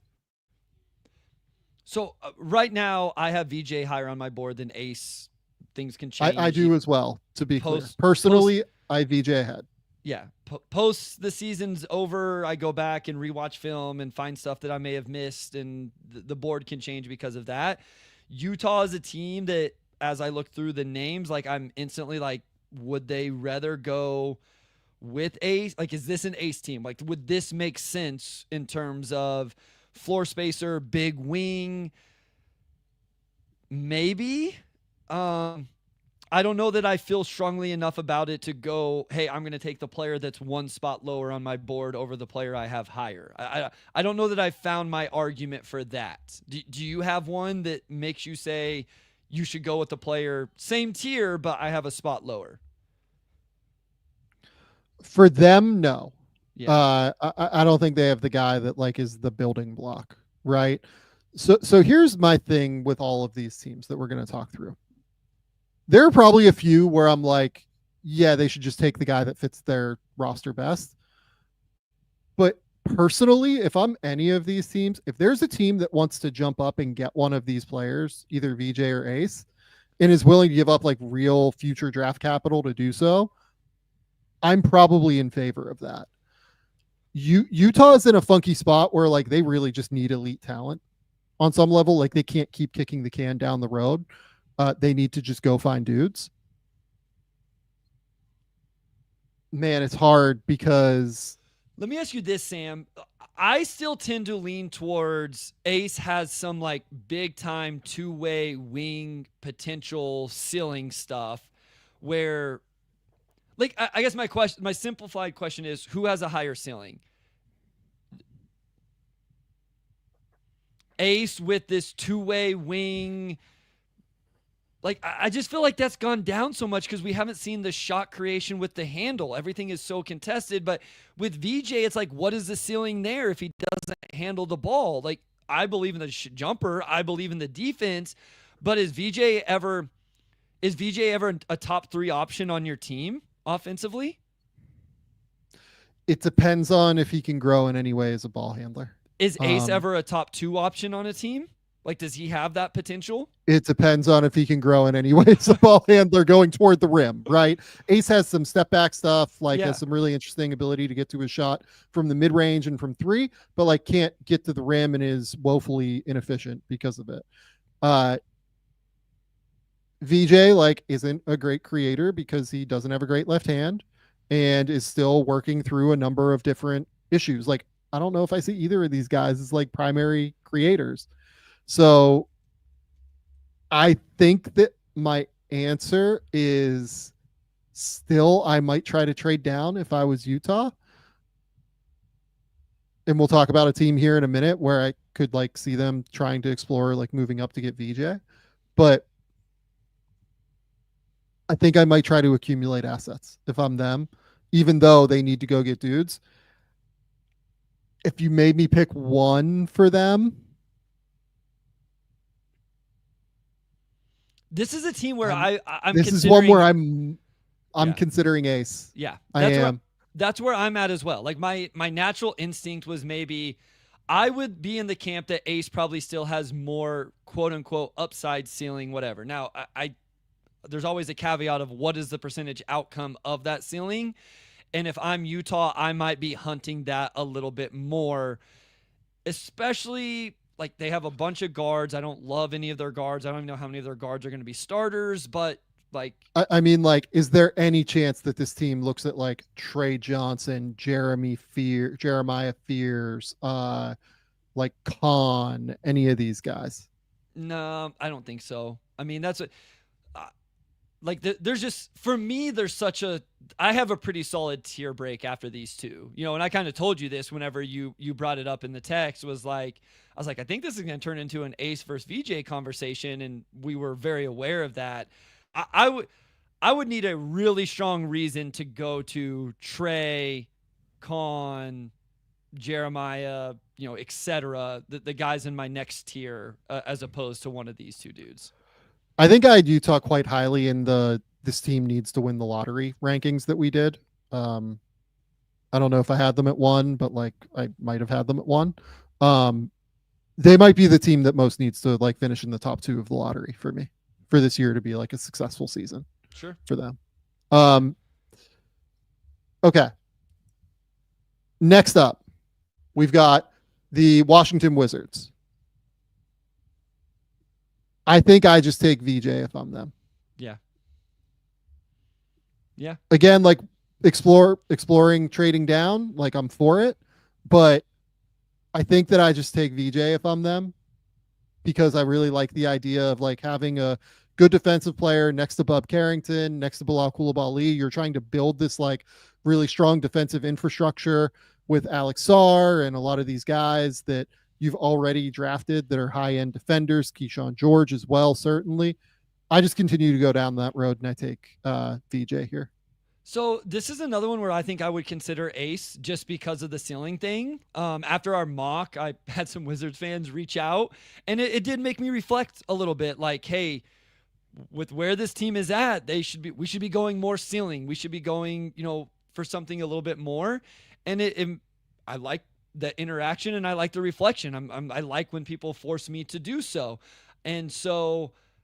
I wonder then if maybe Ace would be the one here as well. Like get that wing shot maker with potential shot creation and hope you have the defensive infrastructure of Coulibaly, Sarr. We mentioned Keyshawn George, who's been interesting defensively.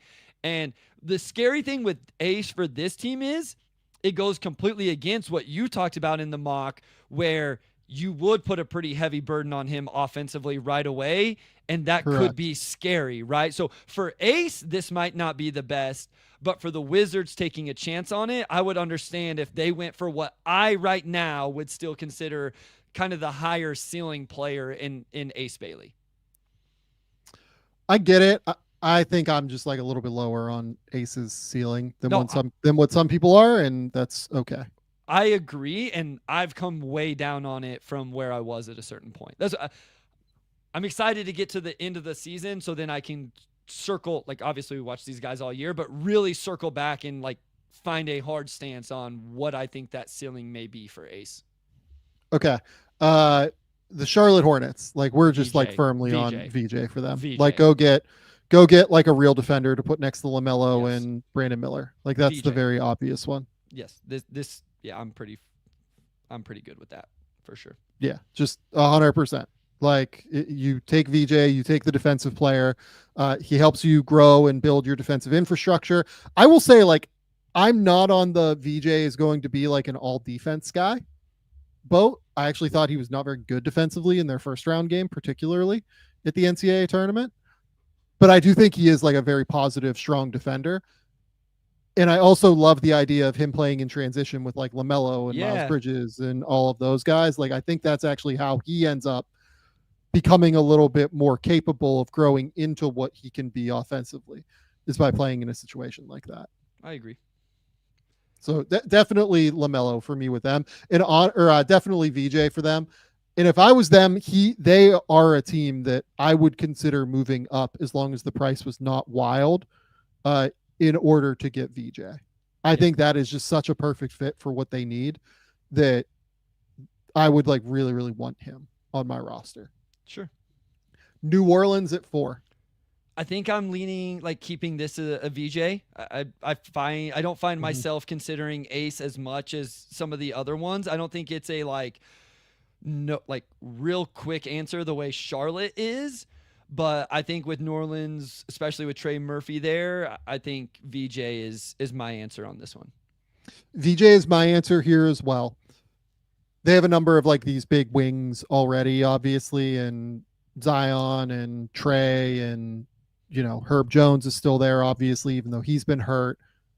You do have the guards in DeJounte and CJ, obviously. But DeJounte has the torn Achilles. We don't know how he's going to pull up from that. And then CJ is a free agent after next year.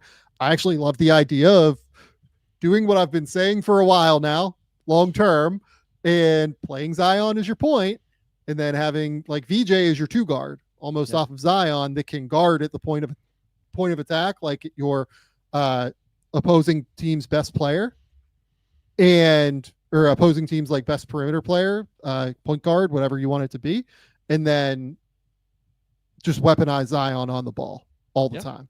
Like that to me is a home run for them. Yep, I agree. Okay. Philadelphia, we've talked a little bit about Philly here. I think if they don't get 1 or 2, that's where we really start to look into moving this thing. Trade it. Yeah. Yeah. Yeah. Having said that, this is an ace team for me.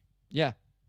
You like the idea of him being able to grow behind Paul George, what they are theoretically, and also the upside. Again, I'm not saying the upside that Ace Bailey was once talked about, but if those guys stay unhealthy or injured or whatever, then you have the Ace Bailey potential coming in from behind. So I think this is where he got mocked in our most recent, right? Was he ended up with Philly? Is that right? It is, because we had Philly at 4 and we had Charlotte at 3. So it's just like the easiest place to put them, to be honest with you.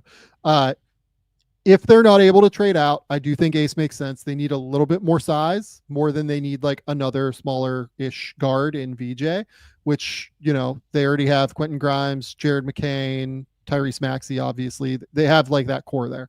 I think they are an Ace team more than a Murray Boyles or a Kasparis or a Fears or whoever, right? I think they would probably try to move it, though. In terms of like trying to find the team, I mean, maybe Brooklyn would move up, maybe Charlotte would move up, depending on who's available. Maybe, and like what would a trade look like there as well? Like if you're Brooklyn, do you think they move Cam Johnson for like the 4th overall pick or something? I mean, probably, right? They would have to love Ace though, right? For that. Well, I guess you're still just only stepping back. So you're saying like Cam and 6 or 7 for 4. Cam and 6 and 7. 6 or like wherever. Oh no, I was just saying kind of straight up. Straight to be up. honest with you. Yeah. I don't know that I'm that confident in these guys. Like And like Cam Johnson solves a lot of problems for Philly, and you'd have to find the way to make the money work. Like I'm actually trying to figure out if they can make that work off the top of my head. Kind of thinking through this, like they have a player option, I think, on Oubre. They have the Drummond player option. And then they have like McCain's money. And I think that Cam is at like 25-ish, something like that, 23-ish maybe next year. This actually would be hard. Just to make the money work. This would be very hard to make the money work, actually. So, I don't know if this does work, honestly. And I mean, to your point, I mean, Cam Johnson for that high of a pick is just like, I would want to feel, I think in that scenario, then if I'm Brooklyn, I'm taking Ace. And like, I just feel like, I feel really good about what Ace is going to be, I guess. Yeah. I'm trying to think of like another player like that. You know what I mean? Sure. But it probably has to be a relatively cheaper player too. Like it can't be it can't be somebody making 20 probably. Like it probably has to be somebody that's a little bit lower. Too much if like Portland fell in love with one of them. Yeah, and I'm not doing that for Simons either. Like, I don't think Portland moves Denny for those guys, for any of these guys. Not the way he's playing right now. Not on that contract. Yeah. Like, is there any way the Timberwolves would consider like Naz Reid? Like if Naz Reid would opt in, but I don't think Naz is going to opt in, so that doesn't work. I don't think the Lakers do Reeves for these guys. Like, is there a younger, interesting player maybe? Like, it has to be somebody that's a little bit bigger, maybe. I'm like really running through my brain a little bit. I don't know. I don't know that they've like, would they consider, do you think Houston would want to move up for one of these guys and would consider like Jabari Smith in their pick for number 3 just to like reset the like The contract timeline? So Jabari plus late teens. Yeah, it'd work out as like Jabari and Thomas Sorber for Ace Bailey or something like that. I mean, it'd be kind of funny, right? Based on some of the comps around Ace Bailey. I don't know. I don't. I mean, I think what's interesting there, like you brought up, was the changing the money, right? Like, because now you don't have to worry about paying Jabari. You get Ace on the rookie contract. So I don't know. That's an interesting one, I guess. Would the Pistons move Sarr for number 4? Probably not. Yeah.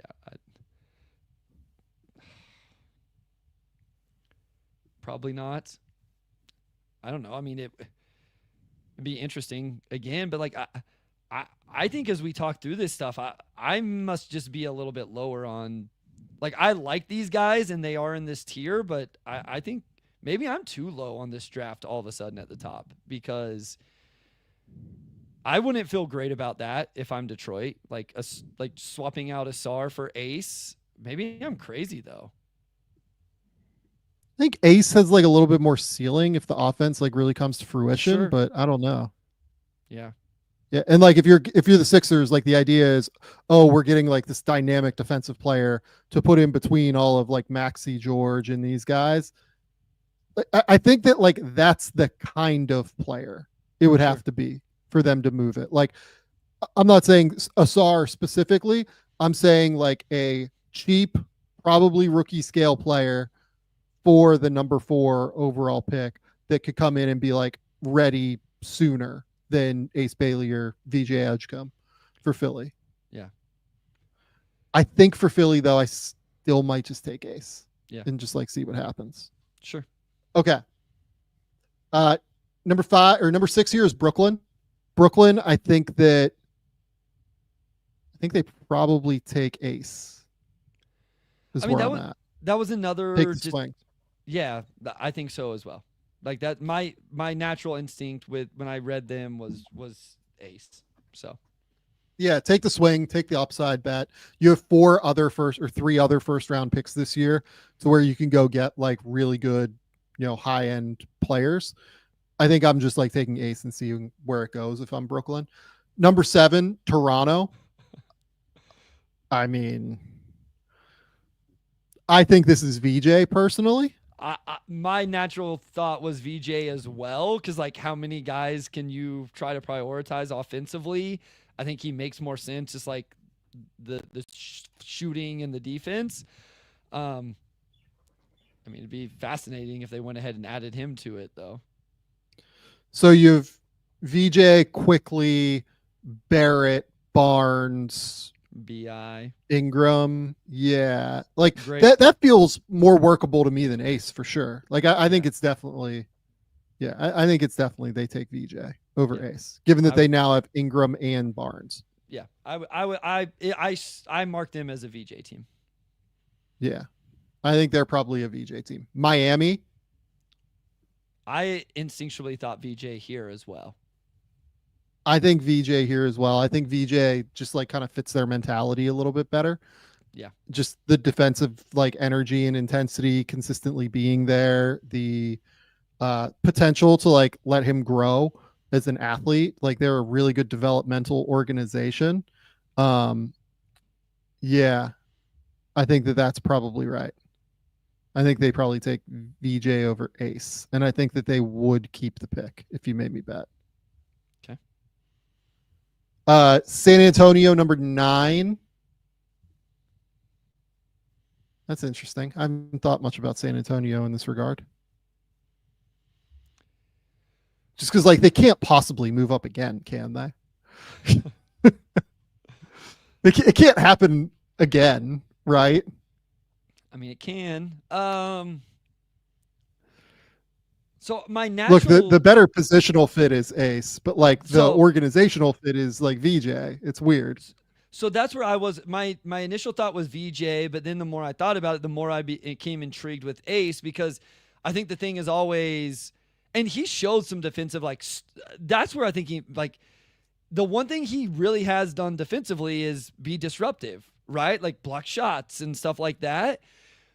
I mean, it kind of fits with what, going all the way back to what you and Tim talked about with the De'Aaron Fox, is you can get real aggressive defensively with Victor behind you.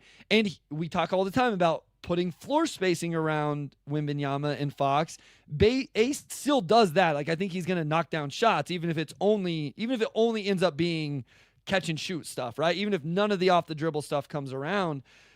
I think I'm thinking a little bit more Ace here than what I thought initially. I think it would be Ace over VJ, if only because they already have like Fox and Castle and Vassell, right? Yep. And they could use like more front court scoring for sure. Yeah. Are they another team though that looks to trade this for a player that can like really jumpstart them next season when Wemby is back? You have De'Aaron Fox in place now. You have a year older of Castle. You like they could like really set themselves up to be in a very positive position if they got the number 3 overall pick, like for next season. You have me fascinated now, because like I feel like I'm undervaluing the number 3 pick through this process, and so now I'm gonna spend the rest of the evening trying to wait. Like, I think we all know what the value of the number 1 pick is, right? And even number 2, I think would take quite the haul. Now this exercise has made me really wonder and question what would number 3 go for? You know, how would you value these guys? What could these guys return? Because you do always have to factor in the rookie scale contract about with this, especially. So I'm really interested to see what would San Antonio be able to get if they wanted to trade number 3. It's interesting. Could you do like Vassell, Barnes, and number 3 for Lowry Markkanen? Oh, so yeah. So then packaging it is really interesting. I don't think Utah has held out for that return. What do you mean? Like, Utah has held on to Lowry for so long. I think that, like, to me, that's not a Godfather offer for Lowry. You're getting like Devin Vassell, who can like kind of help good. your like really good player. And you're getting number 3 that you can add to your number 1 or number 2 or number 4 or number 5 pick. Sure. And like the Lowry deal, like this year. That's true. That's true. And look, like they've been like kind of a mess. Like, let's be clear about that. Like, and I think that's reduced Lowry's value. Sure. But it hasn't been like the best Lowry year. No, I was going to mention that earlier whenever we were talking about Utah, it hasn't been a great year. It's just, it would be interesting. Like, you hold out on Lowry. You don't think Utah's got a better offer than Ace Bailey and Devin Vassell for Lowry over the last 18 to 24 months? No. Interesting. Okay. I think I would say no to that. Yeah, like I think that Vassell has been like quite good. No, I think what maybe this is making me realize is when we talk about the value of first round picks, right? Because they've probably been offered more first round picks, but those picks were probably going to end up in you're guaranteeing what pick you're getting here with this one, right? You're getting a top 3. Correct. And so that's where the value really comes into play that I maybe not be emphasizing enough. Yeah. And again, like I think Vassell at 27, based off of the way he's played, like over the totality of the season, is probably a slight overpay in all honesty. But I will say over his last 14 games, basically since the month of March started, he's at 20 points, 6 rebounds, and 3.5 assists, shooting 49, 41, 87. So like he's starting to get back a little bit. So I don't know. That's a really interesting deal to me. Lowry in San Antonio would be really interesting. That'd be too, amazing, right? I think. Because I mean, Because like, you he's pair the him third with option. Wemby. Yeah, and he's the third option, which he's going to be maybe the best third option in the NBA. I'd be hard pressed to find a better, I would guess. So Yeah. And you'd be 5 out because you have yeah, all of those guys, which means you'd really be able to weaponize what makes Lowry awesome, which is like the cutting, the attacking closeouts, like all that stuff. I think he would be fucking awesome next to Fox and Wemby in San Antonio. Like, I think he'd be unbelievable between those two. for sure. Yeah, I don't know. I mean, So like, here's the other question too, is like, someone just said, I'd rather give Nas Reed 30 million than Lowry 50. And like, you don't have to give up the pick value as well. So you keep number 3 in this circumstance if you give Nas Reed 30. But I think Lowry in that offense is actually like a pretty substantial upgrade on Nas. I will say that. the contract with Lowry is a good point. I wasn't taking that into account enough in terms of the trade value. Him signing that deal and now being a $45 to $50 million player per year definitely lowers what they would return in a trade. That's a very fair point. Very good point. And honestly, like, a big piece of this for me too is like, I'm not like massive on Vassell right now. I know he's been good like in the month of March here, but I did not like what I saw earlier this year from him. And I hope that he's getting better and like this is real growth and not just like March basketball. But like, I'm kind of looking at this as, okay, we're also potentially getting, some value for Vassell here, when I don't know if we would do that on the market right now. Sure. So yeah, it's interesting. It's an interesting choice to me, at least. I think I would just rather do Nas because I wouldn't want to give up all of the value, but I don't know if Nas is going to like actually be available on the market for them necessarily either. Like, he might just go back to Minnesota. You know what I mean? Yeah. So it's an interesting one though. San Antonio is a team that could like really do damage in the star trade market if they decided we're willing to move this pick to go get a third star between Fox and Wemby. Yeah. And Castle as well now. Portland. I think Portland will take one of these guys.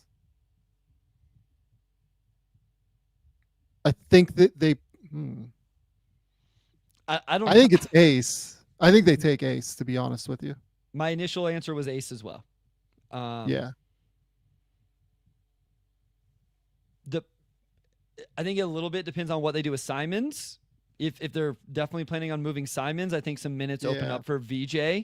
Even if it's the third guy with Scoot and Shaden, I think he can make sense there because Shaden does a lot on the ball. So even if you're playing him and VJ together, Shaden can take the on-ball reps, especially with how much Denny does on the ball.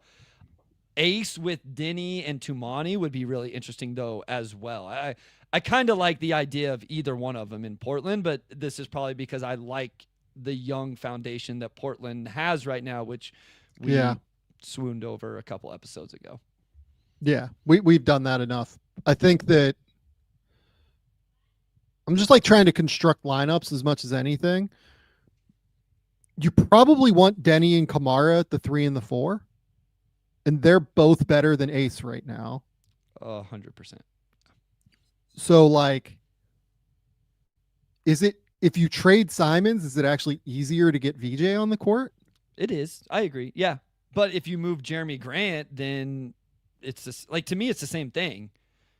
If Jeremy Grant's not there, well, then... I'm saying long term though, like in terms of like what their roster construction is. Like, could you have like Shaden become like a supercharged 6-man kind of vibe, or like maybe it's Scoot that's a supercharged 6-man, like depending on how that development goes. You're talking about getting one of these guys into the starting lineup long term. I think. Like, is Kamara and Denny just your 3-4 of the future? Is there a world where, because Denny is so good as a ball handler, that you can play him as like your 3 with like Kamara, quote unquote, at the 2, and then you have a point guard, and then you have Ace at the 4? I mean, I think it's possible because that comes down to Tumani taking those matchups, which I think he probably can.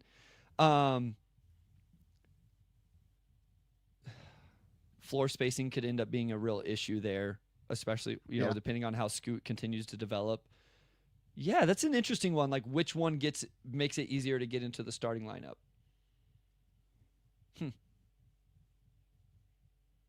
Yeah, I think they take Ace is where I'm at.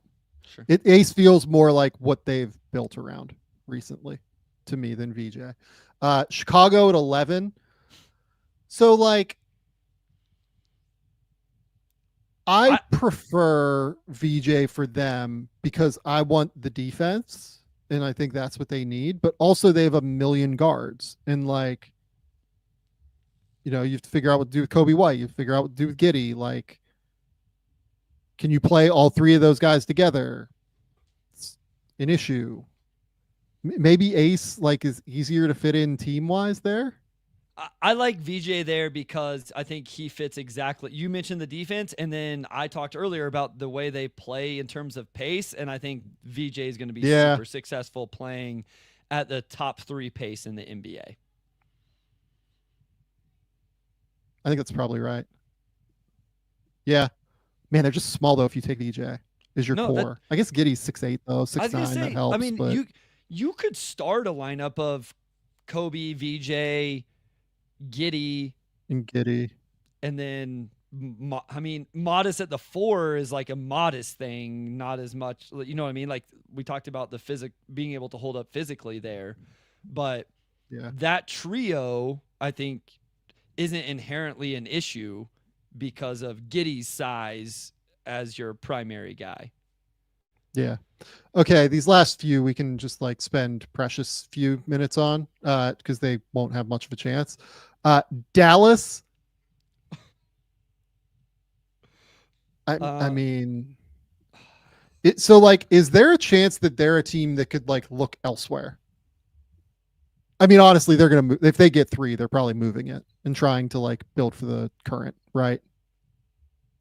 Yeah, like yes, because I don't think you can take Kasparis or Fears at 3, right? I mean that they would be the team to like really disrupt this, correct? Like, don't you think if there's a team we've talked about so far to completely disrupt who goes at 3, wouldn't them quote unquote reaching or going after a primary initiator be the team to do it?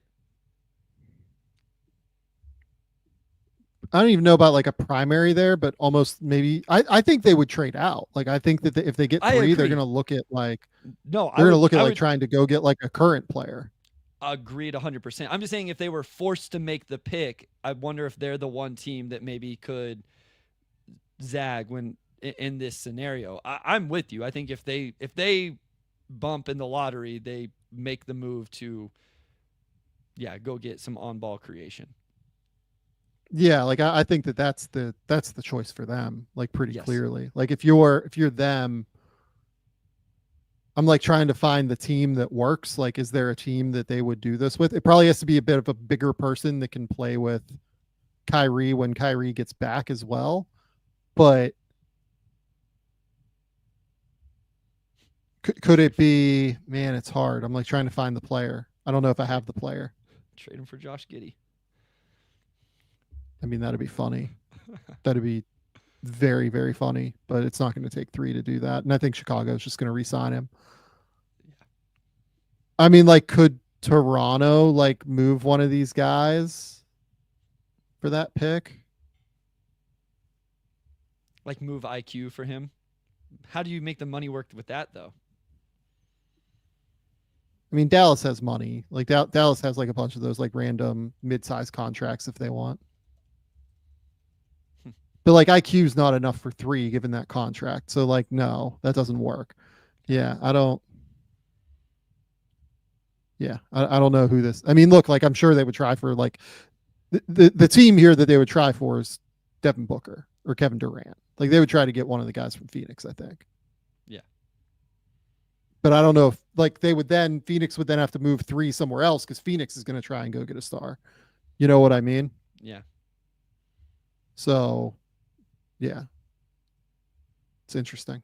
Yeah, Dallas would disrupt this. I think Dallas would move this pick, though. I feel good about that. Houston, if they were to get number 3, another team that like we really just can't think about moving up because goodness. What do I think they would do? Probably Ace or Dylan or I'm sorry, or VJ. I think they probably take VJ just because like he ticks boxes for what Ime really likes. To be honest, yeah, like he just like ticks a lot of boxes for them. Ime would be able to use him in a lot of different ways. I think again they would probably consider moving this pick or like some of their young guys for a star. Yep. And then finally, Sacramento has this. Atlanta has it if it's outside of this pick, but I think this would be inside the range where Sacramento would have it, and they would keep this pick. Sacramento, I think, probably takes VJ. Or no, I was thinking Ace just because they might take Ace. Yeah. I mean, you have Monk, you have Levine, you have Keon Ellis, you just drafted Devin Carter. Like, depending on how you feel about those guys, it seems like a team that could use a little bit more wing stuff. But you also already have like a significant number of these mid-range mavens. Like, Levine is comfortable there. DeMar is there. Keegan Murray is another guy there. Like, do you take Ace and like throw him into that mix? Maybe, because like they'd have a lot of creativity. You might have convinced me. This might be an Ace team. Yeah.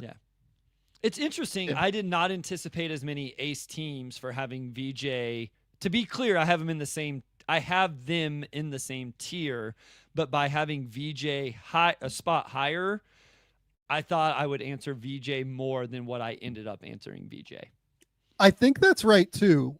I'm a little bit surprised with how many Ace answers we had. Yeah. Here. Because again, like I also have VJ a little bit higher than Ace. I don't love like either of these prospects, to be clear. Like I don't think either of them will be like, I will have both Cooper and Dylan as like tier 1 prospects. I think Dylan will be close. Dylan will be like on the border of tier 1 and tier 2. But then like, I'm not going to have either of these guys in tier 2. Like I will have both of them as like tier 3 guys. Yep. That's where probably. I mean, I have Cooper in a tier on his own. We've talked about this ad nauseum that every team in the league would take him number 1. We already did this with Dylan. I have Dylan in a tier by himself as the second best prospect.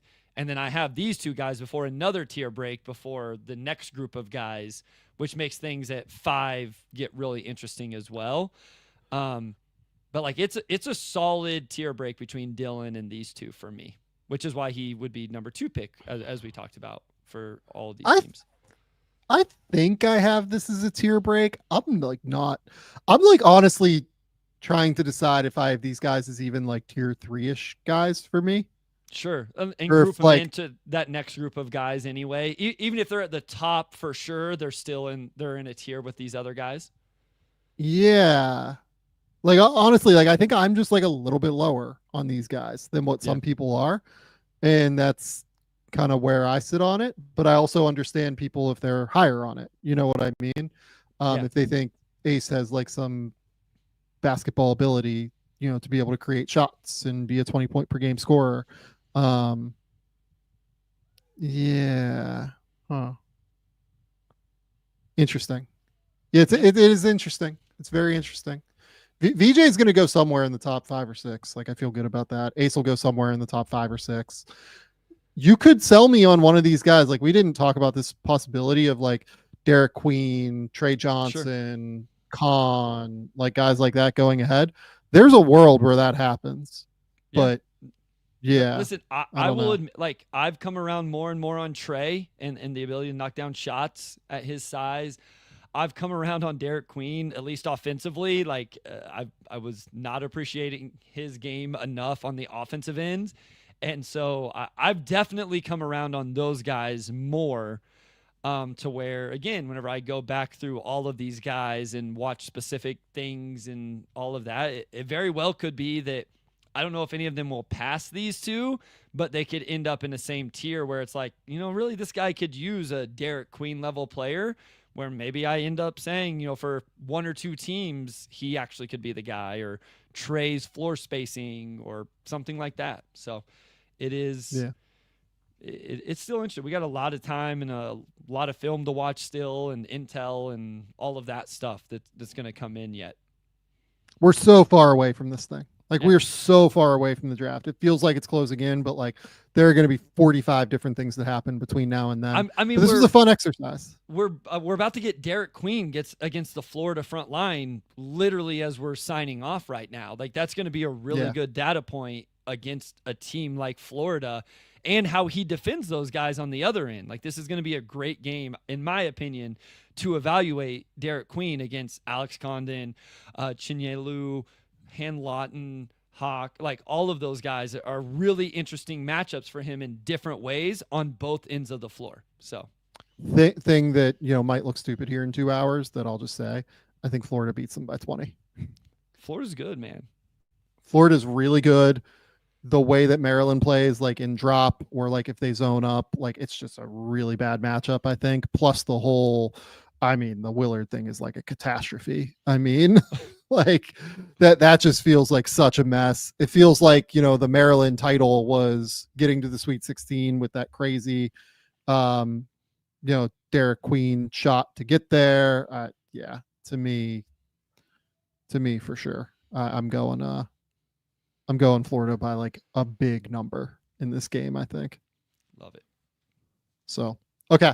All right. This has been the Game Theory Podcast. Bryce, tell the people where they can find your work. Tell the people what's going on. Yeah, at Motor City Hoops on Twitter, on Blue Sky, the Motor City Hoops Substack with breakdowns, video, scout notes, analysis over the games. Have a new contributor over there, wrote a Dennis Schroeder piece, American University basketball manager that reached out after listening to the podcast, now contributing, which is really, really cool. How about that? There we go. It was pretty sweet. He reached out after listening to the pod and hearing that I played at American, and I was like, you know, we talked, we connected. I was like, yo, you want to get into this? Like, the Substack is open. Just let me know, and put out a really, really cool piece on Dennis Schroeder's impact for the Pistons since the trade deadline. So shout out there. Go read it. Go check that out and support the Pistons Pulse podcast. Otherwise, the Game Theory podcast right here with Sam Vecenie. Yeah, and as we speak, Jaeger Demon so far in this game has damn near $1 trillion through the first 13 minutes. So we're gonna have to watch this one. It's gonna be very, very fun. Okay. Go to The Athletic. Keep me employed over there tomorrow. I have had to watch so many transfers over the last 3 days, guys. Like, my brain is like catastrophically, irrevocably broken by talking to coaches, talking to agents, talking to everybody I've had to talk to about transfers. And, oh, by the way, I've had to figure out where to watch tape and how to watch tape on these transfers and what games to watch. So it's just been a bonkers time. But the good news is I will top 40 transfers with CJ Moore tomorrow on The Athletic, it seems like.